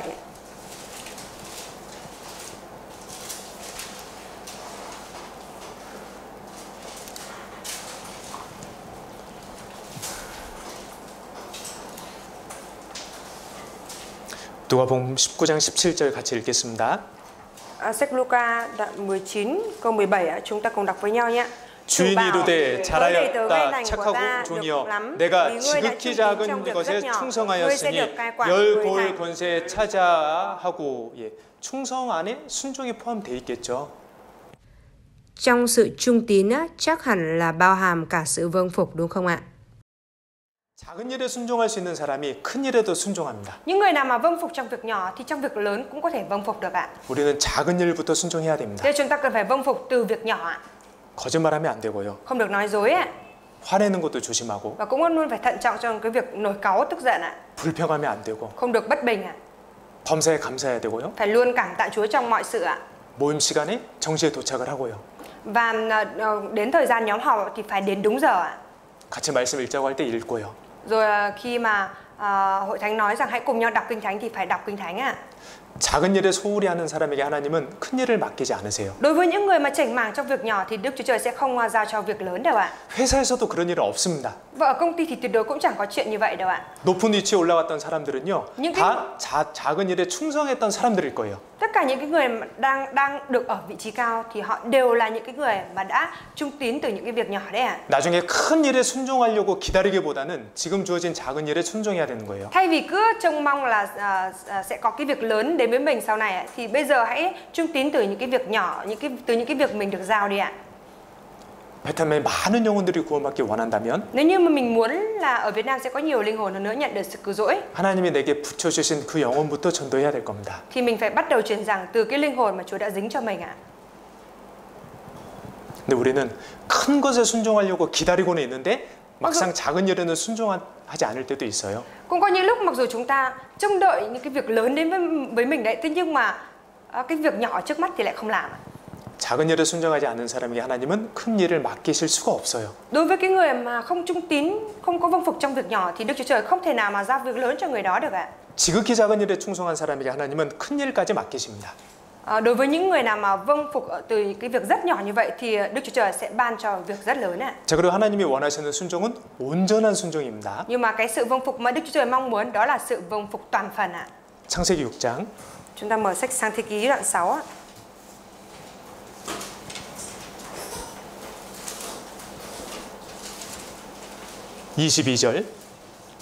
Đoạn 6 có 22. 예, 여기 한국어 성경으로는요, 한 글자가 굉장히 중요해요. Câu 22 chúng ta cùng đọc nhé. 노아가 그와 같이 하되 하나님이 자기에게 명하신 대로 다 준행하였더라. 여기서 중요한 단어는요, 다예요. Mà ở trong tiếng Việt của mình thì cái điều cũng là một cái từ quan trọng nhất ở đây đó là từ mọi. 다 준행하였더라. Làm theo mọi điều. 7장 5절. Đoạn 7 câu 5 ạ. 또 같이 읽겠습니다. Chúng ta cũng cùng đọc nhé. 노아가 여호와께서 자기에게 명하신 대로 다 준행하였더라. 다 준행했습니다. Làm theo mọi điều đấy. 예, 하나님께서 노아에게 방주 설계도를 알려주셨어요. Đức Chúa Trời thì đã cho Noe biết được cái bản thiết kế của con tàu ạ. 그 노아 방주의 길이는 150m였습니다. Chiều dài của con tàu là 150 mét ạ. 그리고 하나님께서는 노아에게 방주 안과 그리고 밖에 역청을 칠하라고 하셨어요. Và Đức Chúa Trời thì đã phán với Noe rằng hãy chết nhựa chai cả bên trong lẫn bên ngoài của con tàu ạ. 자, 그런데 노아가 귀찮다 그래서 만약에 바깥쪽에는 역청을 발랐는데 안쪽을 안 발랐으면 어떻게 됐을까요? Nhưng mà giả sử nếu như mà Noe cảm thấy phiền phức trong cái việc là chết nhựa chai cả bên trong lẫn bên ngoài như vậy, rồi Noe chỉ chết mỗi bên ngoài còn bên trong không chết nhựa chai thì sao ạ? 방주에 물이 스며들었을 수도 있습니다. Thì có thể là tàu sẽ bị thấm nước và nước sẽ tràn vào trong thuyền đúng không ạ? 노아가 귀찮아서 에이 모르겠다. 한 100m만 하자. 길이를 150m라고 하셨는데 100m만 만들었으면 어떻게 됐을까요? Rồi nếu như mà Noe cảm thấy phiền phức quá, thế nên bảo thôi đóng 100 mét thôi. Xong rồi Chúa thì đã phán là 150 mét dài 150 mét, nhưng mà Noe phiền quá nên là chỉ đóng 100 mét thôi thì sao ạ? 그러면 우리가 성경 강연에 대해 배운 대로 방주는요, 안전한 비율이 안 되는 거예요. Thế thì giống như chúng ta đã học ở trong hội thảo Kinh Thánh ấy, thế nếu mà Noe đóng con tàu với cái kích thước giảm đi như thế vậy thì cái độ an toàn của con tàu sẽ không còn nữa ạ. 노아는 하나님이 말씀하신 대로 다 준행했어요. Noe đã làm theo mọi điều mà Đức Chúa Trời đã phán ạ. 그래서 자기가 살았고요. Bởi vì thế nên là chính bản thân ông cũng được sống ạ. 가족도 살렸고, Gia đình của ông cũng được cứu sống ạ. 동물들도 살렸어요. Rồi ông cũng đã cứu sống được cả động vật ạ. 순종하면 삽니다. Tức là vâng phục thì sống ạ. 여러분, 우리가 잘 사는 길은요, 순종하는 길이에요. Thưa mọi người, cái việc mà chúng ta vâng phục tốt thì đó chính là cái con đường, cái cách tốt để chúng ta có thể sống tốt ạ. 주변 영혼들을 살리는 것도 순종하는 거예요. Cái việc mà chúng ta cứu rỗi những cái linh hồn xung quanh đó cũng là vâng phục đấy ạ. 자, 그런데 반대로 사울은 온전한 순종을 하지 않았습니다. Nhưng mà ngược lại, Saul là một người đã không vâng phục trọn vẹn ạ. 하나님께서 사울에게 아말렉을 진멸하라라고 하셨어요. Đức Chúa Trời đã phán với Saul rằng hãy tận diệt dân Amalek ạ. 그러면 그 말씀에 순종하려면 다 죽여야 되잖아요. Thế thì để vâng phục được lời đó của Đức Chúa Trời thì Saul phải giết tất cả toàn bộ đúng không ạ? Tận diệt đúng không ạ? 근데 사울은 온전한 순종을 하지 않았습니다. Nhưng mà Saul đã không có vâng phục toàn phần ạ. 자기가 봤을 때 가치 없고 천한 것은 죽이고 좀 귀하게 보이는 것은 살렸어요. Saulo đã để cho những cái thứ gì mà ông thấy là tốt, là đẹp đó, để cho những cái những cái động vật đó sống và người luôn là thầy. Nói chung là những cái gì tốt mà Saulo thấy tốt như thế vậy thì Saulo để cho sống ạ. Còn những cái gì mà không tốt đẹp thì Saulo đã giết hết ạ, giết hết ạ. 그러니까 말씀에 부분적으로 순종했어요. Tức là Saulo đã chỉ vâng phục một phần lời của Chúa thôi ạ. 그런데 말씀에 부분적으로 순종한 것은 하나님 말씀을 버린 것과 같습니다. 버린 거예요.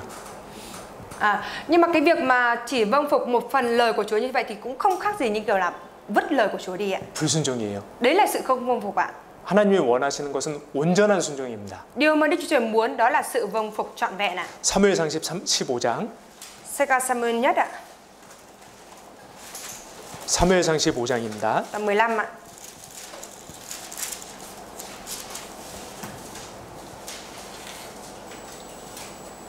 (3절에요) Samuel nhất đoạn 15 câu 3. 앞부분 읽어주세요. Vậy bây giờ hãy đi đánh người Amalek và tận diệt tất cả những gì thuộc về chúng. 네, 아말렉 진멸하라. Hãy tận diệt Amalek đi. 자, 그런데 9절 Nhưng mà ở trong câu 9 ạ. 읽어주세요. Nhưng Saulo và dân chúng tha chết cho Aga, cũng không giết những con tốt nhất trong bầy bò và chiên, các con vật béo mập, các chiên con và tất cả những con vật tốt nhất. Họ không muốn diệt những con vật đó, chỉ diệt tất cả những con xấu xí và không giá trị ạ. 하나님 말씀은 진멸하라였습니다. Lời của Đức Chúa Trời thì phán là phải tận diệt tất cả. 물론 사울이 죽인 것도 있는데 죽인 것은 가치 없는 거예요. Hiển nhiên thì Saulo cũng có diệt đấy ạ. Thế nhưng mà chỉ diệt những cái con xấu xí và không có giá trị thôi ạ. 좋은 거는 남겼어요. Còn những cái con vật tốt thì để lại ạ.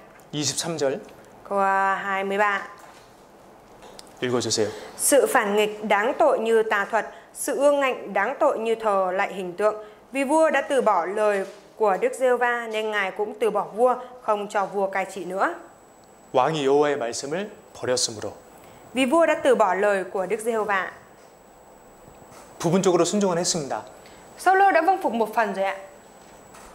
근데 말씀을 버렸다고 하셨어요. Nhưng mà Chúa đã phán là Saulo đã từ bỏ lời của Đức Trời ạ. 그러면서 우리가 알고 있는 22절 말씀이 나오는 겁니다. Thế nên ở đây xuất hiện câu mà chúng ta biết rõ ạ. 읽겠습니다. Chúng ta cùng đọc nhé. 사무엘이 가로되 여호와께서 번제와 다른 제사를 그 목소리 순종하는 것을 좋아하심 같이 좋아하시겠나이까. 순종이 제사보다 낫고 듣는 것이 수양의 기름보다 나으니. 먼저 들어야 된다는 거예요. Trước hết là phải nghe đã. 제사 하나님께 드리는 것보다 온전히 순종하는 게 더 아름답다는 겁니다. Chúa nói rằng cái sự vâng theo tiếng phán của Chúa là tốt hơn sinh tế ạ.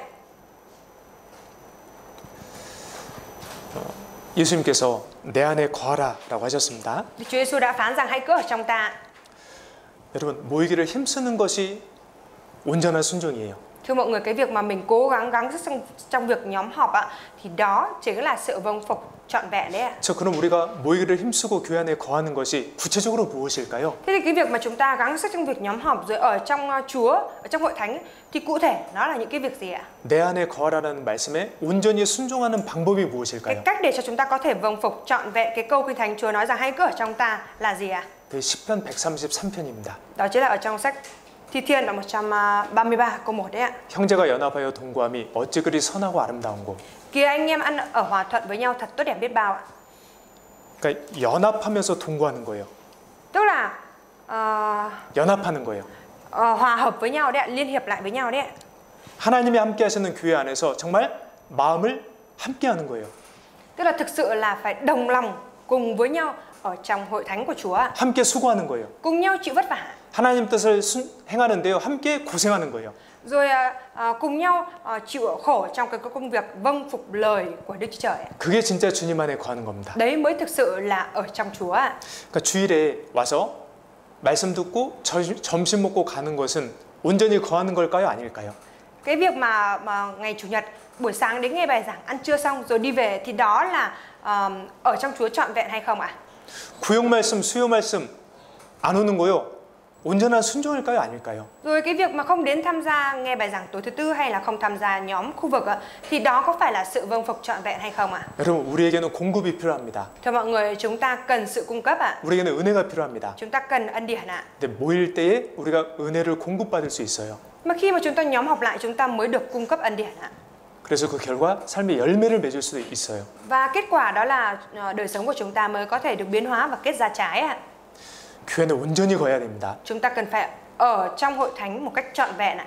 우리가 다른 일은 뒤로 하더라도 Cho dù chúng ta có phải đẩy lùi lại những cái việc khác đi chăng nữa, 모임은 우선해야 되는 thì 거예요. chúng ta phải luôn luôn ưu tiên việc nhóm họp ạ. 그게 내 안에 거하라는 말씀에 온전히 순종하는 겁니다. Đấy mới là cái việc vâng phục trọn vẹn lời Kinh Thánh nói rằng hãy cứ ở trong ta. 그럴 때 하나님의 축복을 받는 거예요. Như thế thì mới nhận được sự chúc phước của Đức Chúa Trời ạ. 신앙생활 오래 하신 분들의 간증을 들을 때가 있습니다. Có những lúc thì thầy được nghe lời làm chứng của những người đã nhận được sự cứu rỗi lâu rồi ạ. 그분들이 공통적으로 감사해야 하는 한 가지가 있어요. Những người mà đã thực hiện đời sống đức tin lâu rồi ạ, thì tất cả mọi người, những người đó thì đều có một cái lời cảm tạ giống nhau ạ. 내가 지금까지 교회 안에 있었다라는 거. Đó chính là cảm tạ về cái việc là đến tận bây giờ tôi vẫn ở trong hội thánh ạ. 내가 모이를 힘썼다는 거, 그걸 그렇게 감사해 하세요. Và cảm tạ về cái việc là tôi đã gắng sức trong việc nhóm họp ạ. 주 안에 거하니까 신앙이 성장이 되고요. Bởi vì ở trong Chúa nên đức tin được trưởng thành ạ. 주 안에 거하니까 하나님의 능력을 체험하고요. Bởi vì ở trong Chúa nên là trải nghiệm được quyền năng của Chúa ạ. 주 안에 거하니까 하나님의 축복을 받은 거예요. Bởi vì ở trong Chúa nên là nhận được sự chúc phước của Chúa ạ.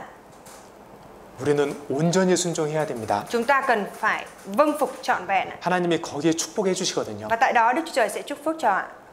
그리고 하나님이 기뻐하시는 순종은요, 신속한 순종입니다. Và sự vâng phục mà Đức Chúa Trời vui lòng nữa đó là gì ạ? Đó là sự vâng phục mau lẹ. 시편 119편 Sách Thi Thiên ạ, đoạn 119 ạ.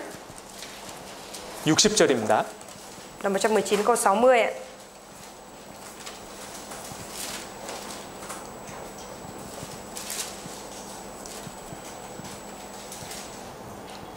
시편 119편 60절 Sách Thi Thiên đoạn 119 câu 60 ạ. 같이 읽겠습니다. Chúng ta cùng đọc với nhau nhé. Con nhanh 주의 chóng không 계명을 hề chậm trễ 지키기에 mà 신속히 vâng giữ 하고 các điều răn 지체치 Chúa. 아니하였나이다. 예, 신속한 순종입니다. Đó chính là cái sự vâng phục mau chóng, mau lẹ đấy ạ. 하나님께서 빌립 집사에게 예루살렘에서 가사로 내려가는 길에 가라고 하셨어요. Chúa thì đã phán với Philip là hãy đi trên cái con đường từ Jerusalem đi xuống Gaza.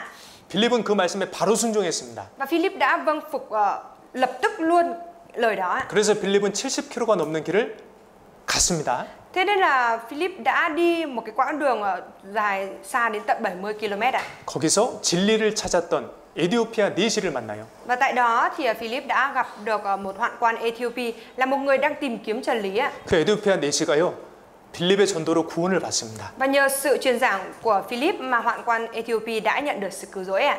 빌립 집사가 만약에 내일 그 다음 날 갔다면요. Giả sử nếu như mà chấp sự Philip để ngày mai mới đi thì sao ạ? 만약에 빌립 집사가 하나님께서 말씀하신 이후에 일주일 지나서 갔다면요. Giả sử nếu như mà chấp sự Philip một tuần sau khi mà Chúa phán như vậy thì Philip mới đi thì sao ạ? 그럼 에디오피아 내신을 만나지 못했을 Thì 거예요. có lẽ là Philip đã không gặp được hoạn quan Ethiopia. 순종은요, 신속히 하는 게 순종이에요. Sự vâng phục là gì? Sự vâng phục là phải vâng phục một cách mau lẹ, nhanh chóng thì đấy mới là vâng phục ạ. 방금 읽었던 60절을요, 제가 두 단어만 한번 바꿔볼게요. Cái câu 60 vừa giờ chúng ta đọc thì thầy sẽ thử thay đổi hai từ ạ. 주의 계명을 지키기에 지체하고 신속히 하지 아니하였나이다. Con không nhanh chóng rồi chậm trễ vâng giữ các điều răn Chúa ạ.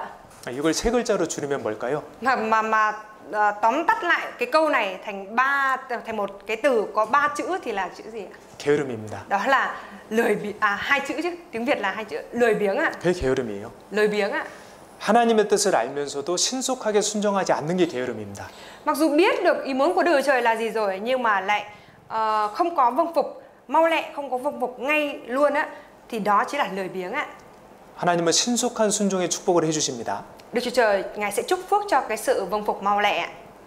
내가 배운 말씀이 있다면, 알고 있는 말씀이 있다면 지금부터 행하는 거예요. Nếu như mà có lời của Chúa mà mình đã biết rồi, và có lời của Chúa mà Chúa đã ban cho mình rồi, thì từ bây giờ là mình phải vâng phục luôn ạ. 또 하나님이 기뻐하시는 순종은요, 열정을 동반한 순종이에요. Và cái sự vâng phục mà Chúa vui lòng nữa, đó chính là cái sự vâng phục đi đôi với cái sự nhiệt huyết ạ.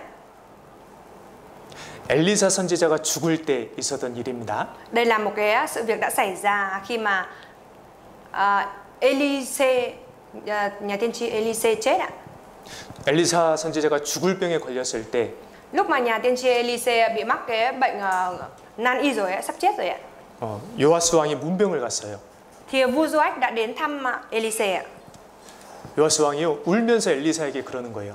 Và vua Joach thì vừa khóc vừa than với Elise như thế này ạ. 아이고, 내 아버지요, 이스라엘의 병과 마병이요. cha tôi ơi, chiến xa và kỵ binh của Israel. 요아스 왕이 걱정이 되는 거예요. Thế nên là Joach lo lắng ạ. 그러니까 하나님께서 엘리사 선지자를 통해서 이스라엘을 지키셨는데, Đức Chúa Trời thì Ngài đã thông qua nhà tiên tri Elise để gìn giữ Israel ạ. 근데 이제 죽게 생겼으니까요. Nhưng mà bây giờ thì Elise sắp chết rồi ạ.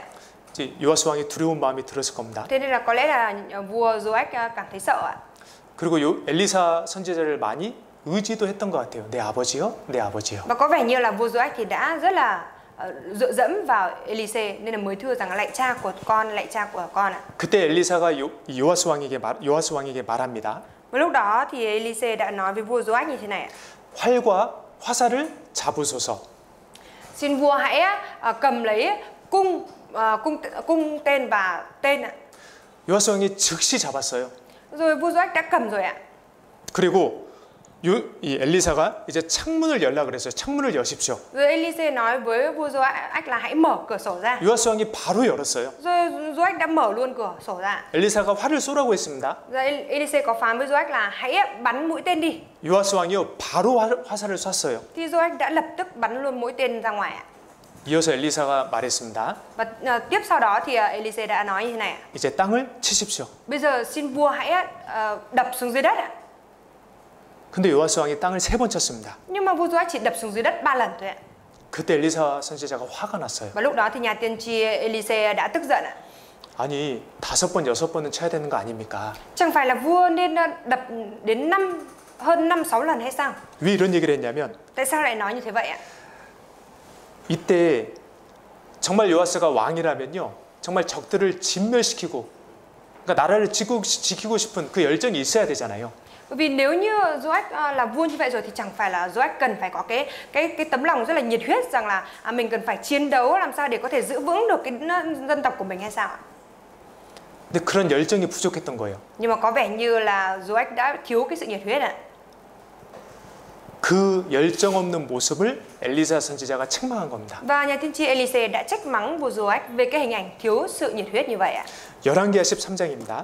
Chúng ta mở sách Các vua 2 ạ. Đoạn 13. 열왕기하 13장 Các vua 2 đoạn 13.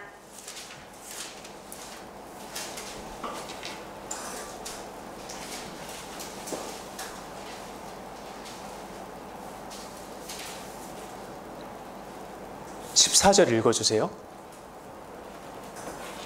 Đoạn 13 câu 14 ạ. Elise lâm bệnh và do bệnh ấy ông phải qua đời. Trước đó Joach vua Israel xuống thăm ông, khóc trước mặt ông và kêu than: cha tôi ơi, chiến xa và kỵ binh của Israel.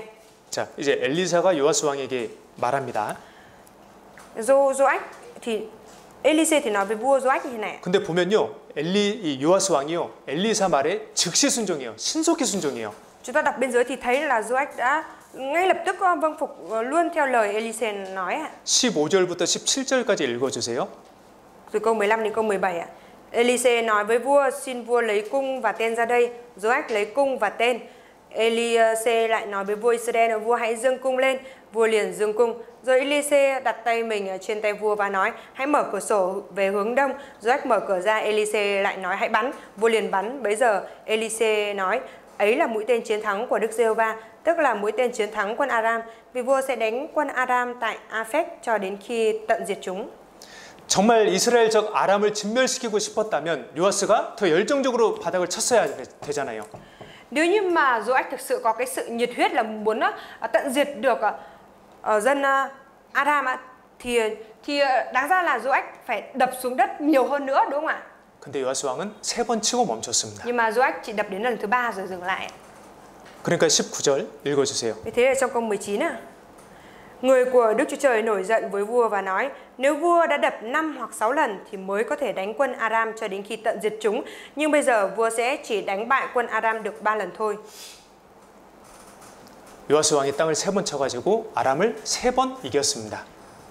Mà vua Joach chỉ đập xuống dưới đất 3 lần nên là chỉ thắng được quân Aram 3 lần thôi ạ. 근데 적은 진멸시켜야 되잖아요. Mà đã là kẻ địch thì phải tận diệt thì mới được, đúng không ạ? 정말 요아스 왕이 백성들을 사랑했다면 Nếu như mà thực sự Joach yêu thương dân chúng của mình ạ, 땅을 열정적으로 계속 쳤을 겁니다. thì có lẽ là Joach đã nhiệt huyết hơn cho cái việc đập xuống đất ạ. 이 정도면 되겠지. 여기에는 열정이 빠져 있는 겁니다. Còn chỉ có cái đem theo cái suy nghĩ đập đến cái mức này là được rồi, thì ở điều đó là đã thiếu vắng đi sự nhiệt huyết rồi đấy ạ. 요아스 왕의 순종을 잘했는데 엘리사 선지자가 화를 냈습니다. Mặc dù Joach đã vâng phục rất tốt nhưng mà nhà tiên tri Elise đã nổi giận với ông ạ. 열정이 없었거든요. Đó là bởi vì Joach không có sự nhiệt huyết ạ. 하나님이 축복하시는 순종은요, 열정이 담긴 순종입니다. Sự vâng phục mà đẹp lòng Đức Chúa Trời đó là sự vâng phục song hành cùng với sự nhiệt huyết ạ. 전도할 때도요. Trong việc truyền giải cũng như vậy ạ. 거절당해도 한 번 더 해보는 거예요, 열정적으로. Tức là mặc dù bị từ chối rồi nhưng mà vẫn nhiệt huyết nói lại một lần nữa ạ. 기도 응답이 없어도 열정적으로 계속 기도하는 거예요. Rồi dù chưa có được sự ứng đáp trong lời cầu nguyện đi chăng nữa nhưng mà vẫn tiếp tục nhiệt huyết cầu nguyện ạ. 응답 받을 때까지요. Cho đến nhiệt huyết cầu nguyện cho đến khi mình được ứng đáp ạ. 거기 열정이 있는 거잖아요. Và chẳng phải tại đó thì có cái lòng nhiệt huyết ở đấy hay sao? 형제자매들 챙길 때도 끝까지 챙겨보는 겁니다. Rồi chăm sóc cho các anh chị em thì cứ chăm sóc đến cùng ạ. 거기 열정이 있는 거잖아요. Và chẳng phải tại đó thì có cái sự nhiệt huyết hay sao? 이 정도 했으면 되겠지. 거기에는 열정이 없는 겁니다. Chứ còn chỉ làm nghĩ rằng làm đến mức này, mình làm đến mức này là được rồi. Vậy thì tại đó là không có cái sự nhiệt huyết ạ. 하나님이 원하시는 순종은 열정을 동반한 순종이에요. Sự vâng phục mà Đức Chúa Trời muốn đó là sự vâng phục song hành đi đôi cùng với sự nhiệt huyết ạ. 그리고 하나님이 축복해 주시는 순종은요, 최악의 상황에서도 순종하는 겁니다. Và cái sự vâng phục mà được Đức Chúa Trời chúc phước nữa đó chính là ngay cả trong cái hoàn cảnh tệ nhất vẫn vâng phục ạ. 최악의 상황에서 순종하는 게 진짜 순종입니다. Ở trong cái hoàn cảnh tệ nhất như vậy mà vẫn vâng phục thì đó mới là sự vâng phục thực sự ạ. 사르밧 과부는 최악의 상황에서 순종했습니다. Góa phụ Sarepta đã vâng phục ở trong cái hoàn cảnh tệ nhất ạ. 3년 반 동안 기근이었습니다. Trong vòng 3 năm rưỡi đã xảy ra nạn đói ạ. 먹을 게 다 떨어졌어요. Và cái lương thực cũng đã cạn kiệt ạ. 마지막으로 이제 한 끼 해 먹을 수 있는 그 양만 남았어요. Bây giờ chỉ còn lại một cái lượng là nấu một bữa là xong ạ. 그거 이제 해 먹고 아들이랑 죽으려고 했습니다. Và bà quá này thì đang tính là nấu nốt cái này rồi mình và con mình ăn rồi chết ạ. 근데 엘리야 선지자가 먼저 그거 요리해서 나부터 줘라 했잖아요. Nhưng mà nhà tiên tri Elisa hay Elise 엘리야. nhưng mà nhà tiên tri Eli thì đã phán với bà quá này rằng hãy nấu nên rồi đưa cho ta trước. 야, 참 순종하기 어려운 상황이었을 거 아니에요? Thế thì chẳng phải đây là một cái hoàn cảnh rất khó để vâng phục hay sao ạ? 근데 사르밧 과부는 그 말에 순종했습니다. Nhưng mà bà quá Sarepta này đã vâng phục theo lời đó của Eli ạ. 결과가 무엇이었습니까? Và kết quả là gì ạ? 그 기근 3년 반 동안 먹을 게 떨어지지 않았어요. Đó là trong vòng suốt 3 năm rưỡi xảy ra nạn đói như vậy thì bà quá cũng đã không có bị cạn kiệt lương thực ạ. 그리고 사르밧 과부는 성경에 기록이 됐어요. Và câu chuyện của bà quá đó thì đã được ghi chép ở trong sách Kinh Thánh. 사르밧 과부의 아들이 죽었는데 다시 살아났어요. Con trai của bà quá đã chết, rồi sau đó lại được sống lại. 하나님이 살려주셨어요. Đức Chúa Trời đã cứu sống lại. 그리고 예수님께서도 사르밧 과부의 믿음을 칭찬하셨어요. Và Đức Chúa Giêsu cũng đã khen ngợi. 네. Chúa Giêsu cũng đã khen ngợi cái đức tin của bà quá. 왜냐하면 그 순종은 진짜 순종이거든요. Tại vì sự vâng phục đó mới là sự vâng phục thực sự ạ. 힘들 때 순종하는 건 진짜 순종입니다. Khi mà mình mệt mỏi, khó khăn như vậy nhưng mà vẫn vâng phục thì đó mới là sự vâng phục thực sự ạ. 하나님이 축복하시는 순종이에요. Đó là sự vâng phục được Đức Chúa Trời chúc phước ạ. 그리고 하나님이 원하시는 순종은요. Sự vâng phục mà Đức Chúa Trời muốn nữa là gì ạ? 지금까지 불순종했더라도 지금부터 순종하면요 하나님이 또 기뻐하십니다. Đó là cho dù là mình đã không vâng phục rồi, nhưng mà từ bây giờ trở đi mình vâng phục ạ, thì đó cũng chính là sự vâng phục mà Chúa đẹp lòng ạ. 열왕기상 15장입니다. Chúng ta mở sách Các vua nhất đoạn 15 ạ, 5절. câu 5 ạ.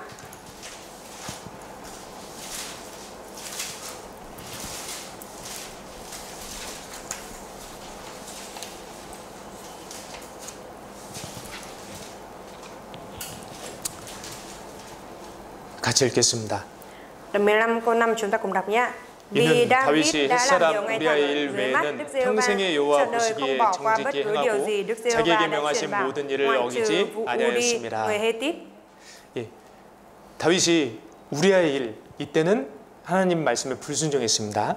Vụ của Uri ở đây đó chính là cái lúc mà David đã không vâng phục lời của Đức Chúa Trời. 간음죄 짓고 살인죄 지었어요. David đã phạm tội tà dâm rồi phạm tội giết người. 근데 그 일 말고는요.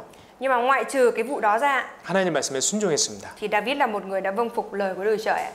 이 일 있고 나서는 간음죄 짓지 않았습니다. Và kể từ sau khi cái vụ này xảy ra thì David đã không qua phạm lại tội tà dâm nữa. 예.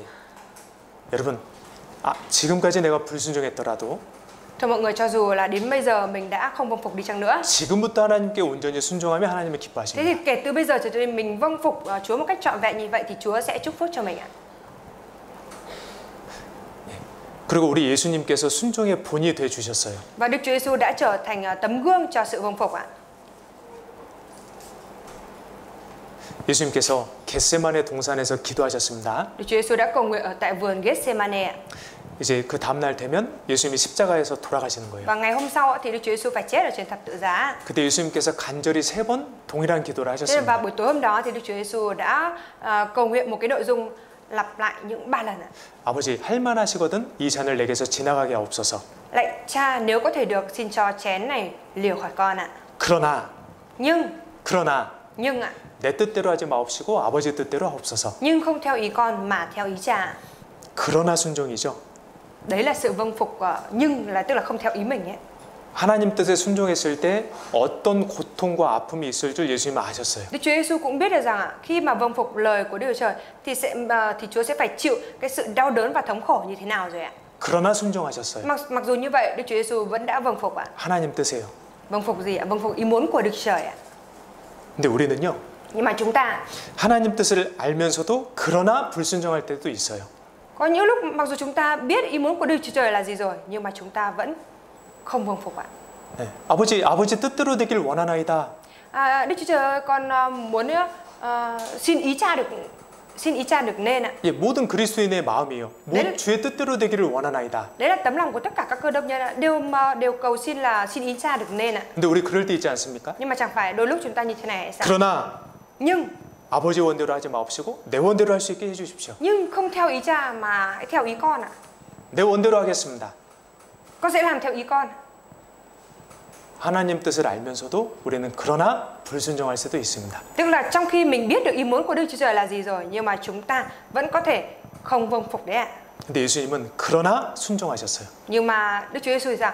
Đức Chúa Giêsu Ngài đã vâng phục ạ. 최악의 상황이 보이는데 그러나 순종하셨어요. Tức là mặc dù thấy được cái hoàn cảnh tệ nhất mà mình sẽ phải chịu rồi, nhưng Đức Chúa Giêsu vẫn đã vâng phục ạ. 그게 하나님 뜻이거든요. Bởi vì đấy chính là ý muốn của Đức Chúa Trời ạ. 십자가에 못 박히셔야 그 고난의 잔을 받으셔야 우리가 구원을 받거든요. Tức là Đức Chúa Giêsu phải bị đóng đinh ở trên thập tự giá, Đức Chúa Giêsu phải chịu cái sự đau đớn thống khổ đó thì chúng ta mới nhận được sự cứu rỗi ạ. 우리도 그런 순종을 하고 싶은데 순종이 잘 안 될 때가 있습니다. Chúng ta cũng muốn vâng phục giống như thế vậy, nhưng mà đôi lúc là chúng ta lại không thể vâng phục được ạ. 그래서 하나님께서는요 일상생활 가운데서 우리를 훈련시키십니다. Thế nên là Đức Chúa Trời Ngài huấn luyện chúng ta trong những cái công việc diễn ra trong đời sống thường ngày ạ. 순종을 훈련시키십니다. Tức là Chúa huấn luyện chúng ta vâng phục ạ. 여러분 순종은요 반드시 훈련해야 되는 거예요. Thưa mọi người, cái sự vâng phục này nhất định phải được huấn luyện ạ. 디모데전서 4장 Ta mở sách Timôthê nhất đoạn 4 ạ.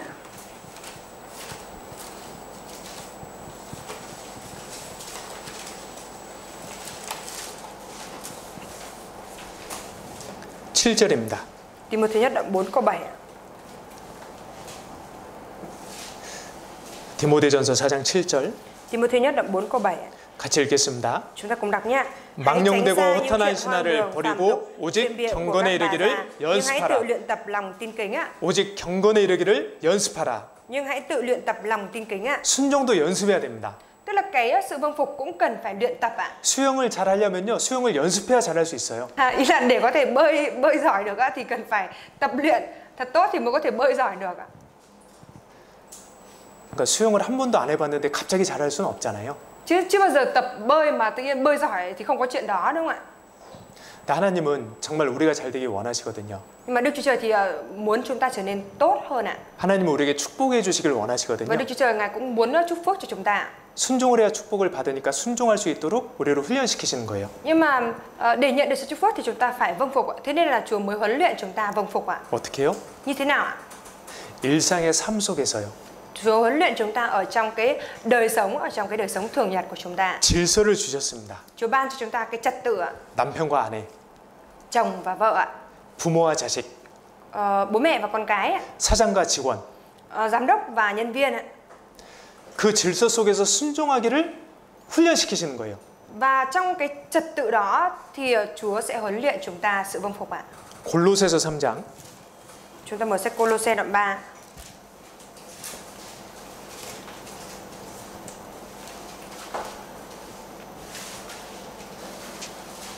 (24절입니다) Đoạn 3 câu 23.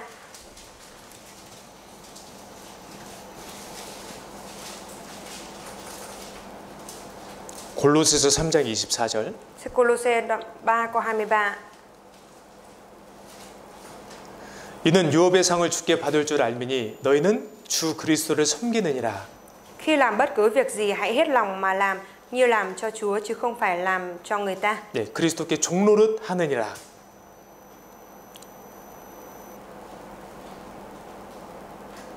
그냥 통역해 주시면 돼요. Cơ đốc nhân là những người làm đầy tớ ạ. 종노릇 하느니라. Làm nô lệ. 네. 그러니까 그리스도인은 예수님의 종이 된 사람들이잖아요.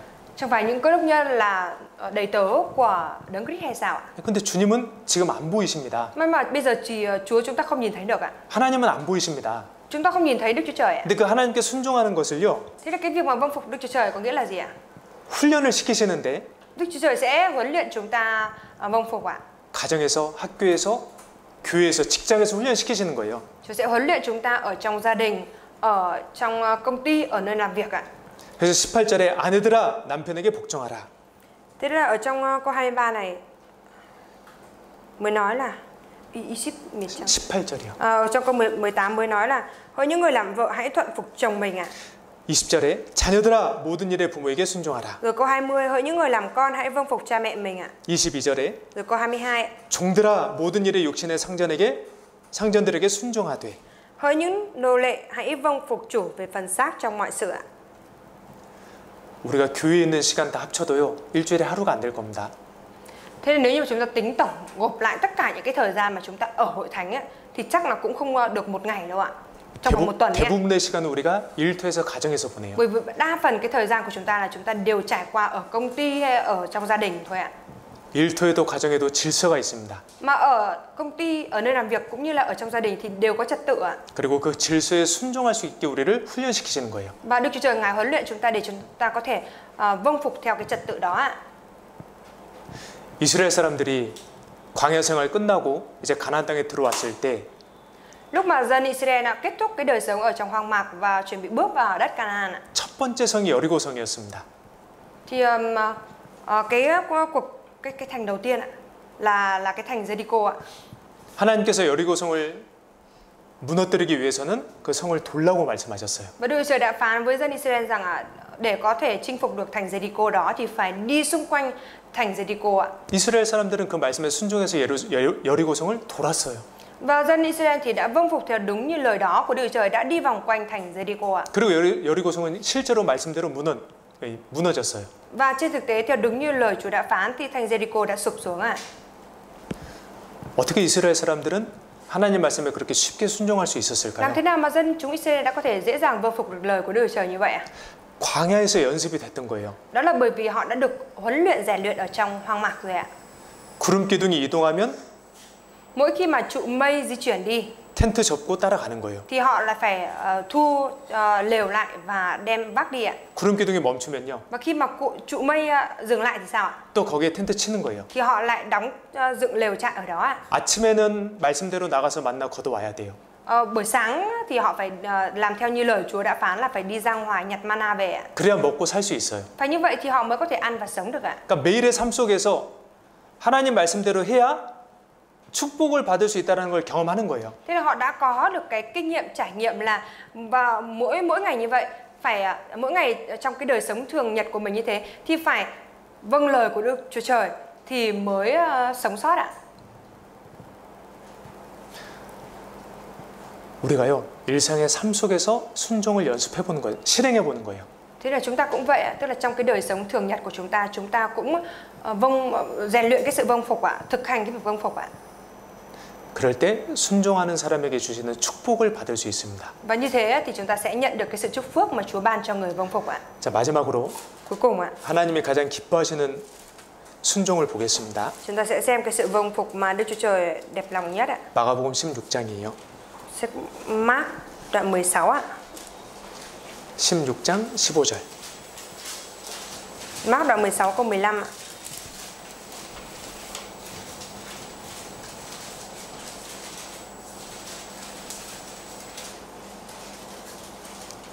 같이 읽겠습니다. Chúng ta cùng đọc nhé. Ngài phán 또 với họ, hãy 가라사대 đi khắp thế 너희는 gian 온 giảng 천하에 tin lành cho 다니며 mọi người. 만민에게 복음을 전파하라. 불신자가 할 수 있는 가장 큰 불순종은요. 복음을 믿지 않는 거예요. Cái sự vâng phục 불순종 ạ. 네.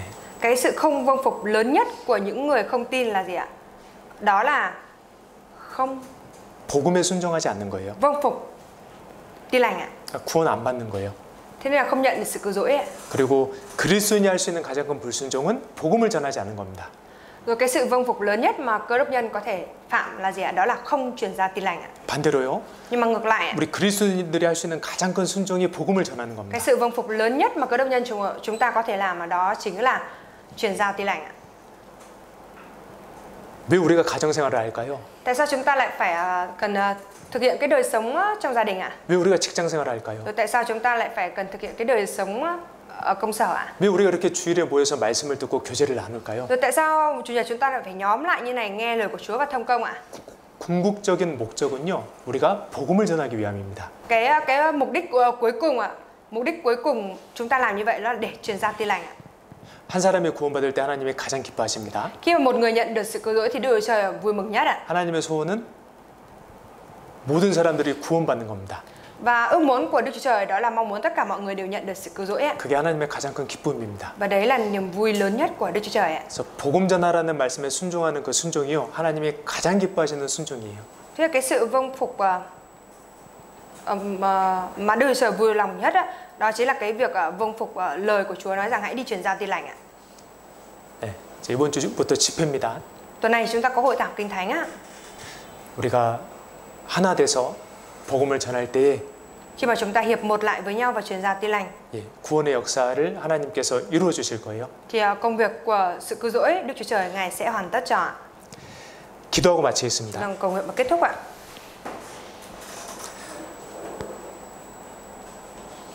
하나님 아버지, 저희가 남은 인생 말씀에 순종하며 살아가기를 원합니다. Đức Chúa Trời Cha của chúng con ơi, chúng con mong muốn rằng trong phần đời còn lại này chúng con có thể sống vâng theo lời Chúa.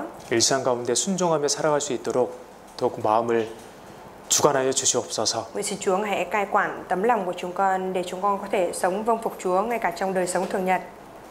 순종의 축복을 날마다 누리며 살 수 있도록 인도하여 주시옵소서. Nguyện xin Chúa Ngài cũng dẫn dắt chúng con để chúng con có thể hưởng thụ được cái sự chúc phước mỗi ngày khi vâng phục lời Chúa. 이번 집회 가운데 함께하여 주시길 간구드립니다. Chúng con khao khát cầu nguyện xin Chúa hãy ở cùng với chúng con trong hội thảo tuần này. 우리 주 예수 그리스도 이름으로 기도드렸습니다. Chúng con thành tâm cầu nguyện nhân danh Đức Chúa Giêsu Christ. 아멘. Amen.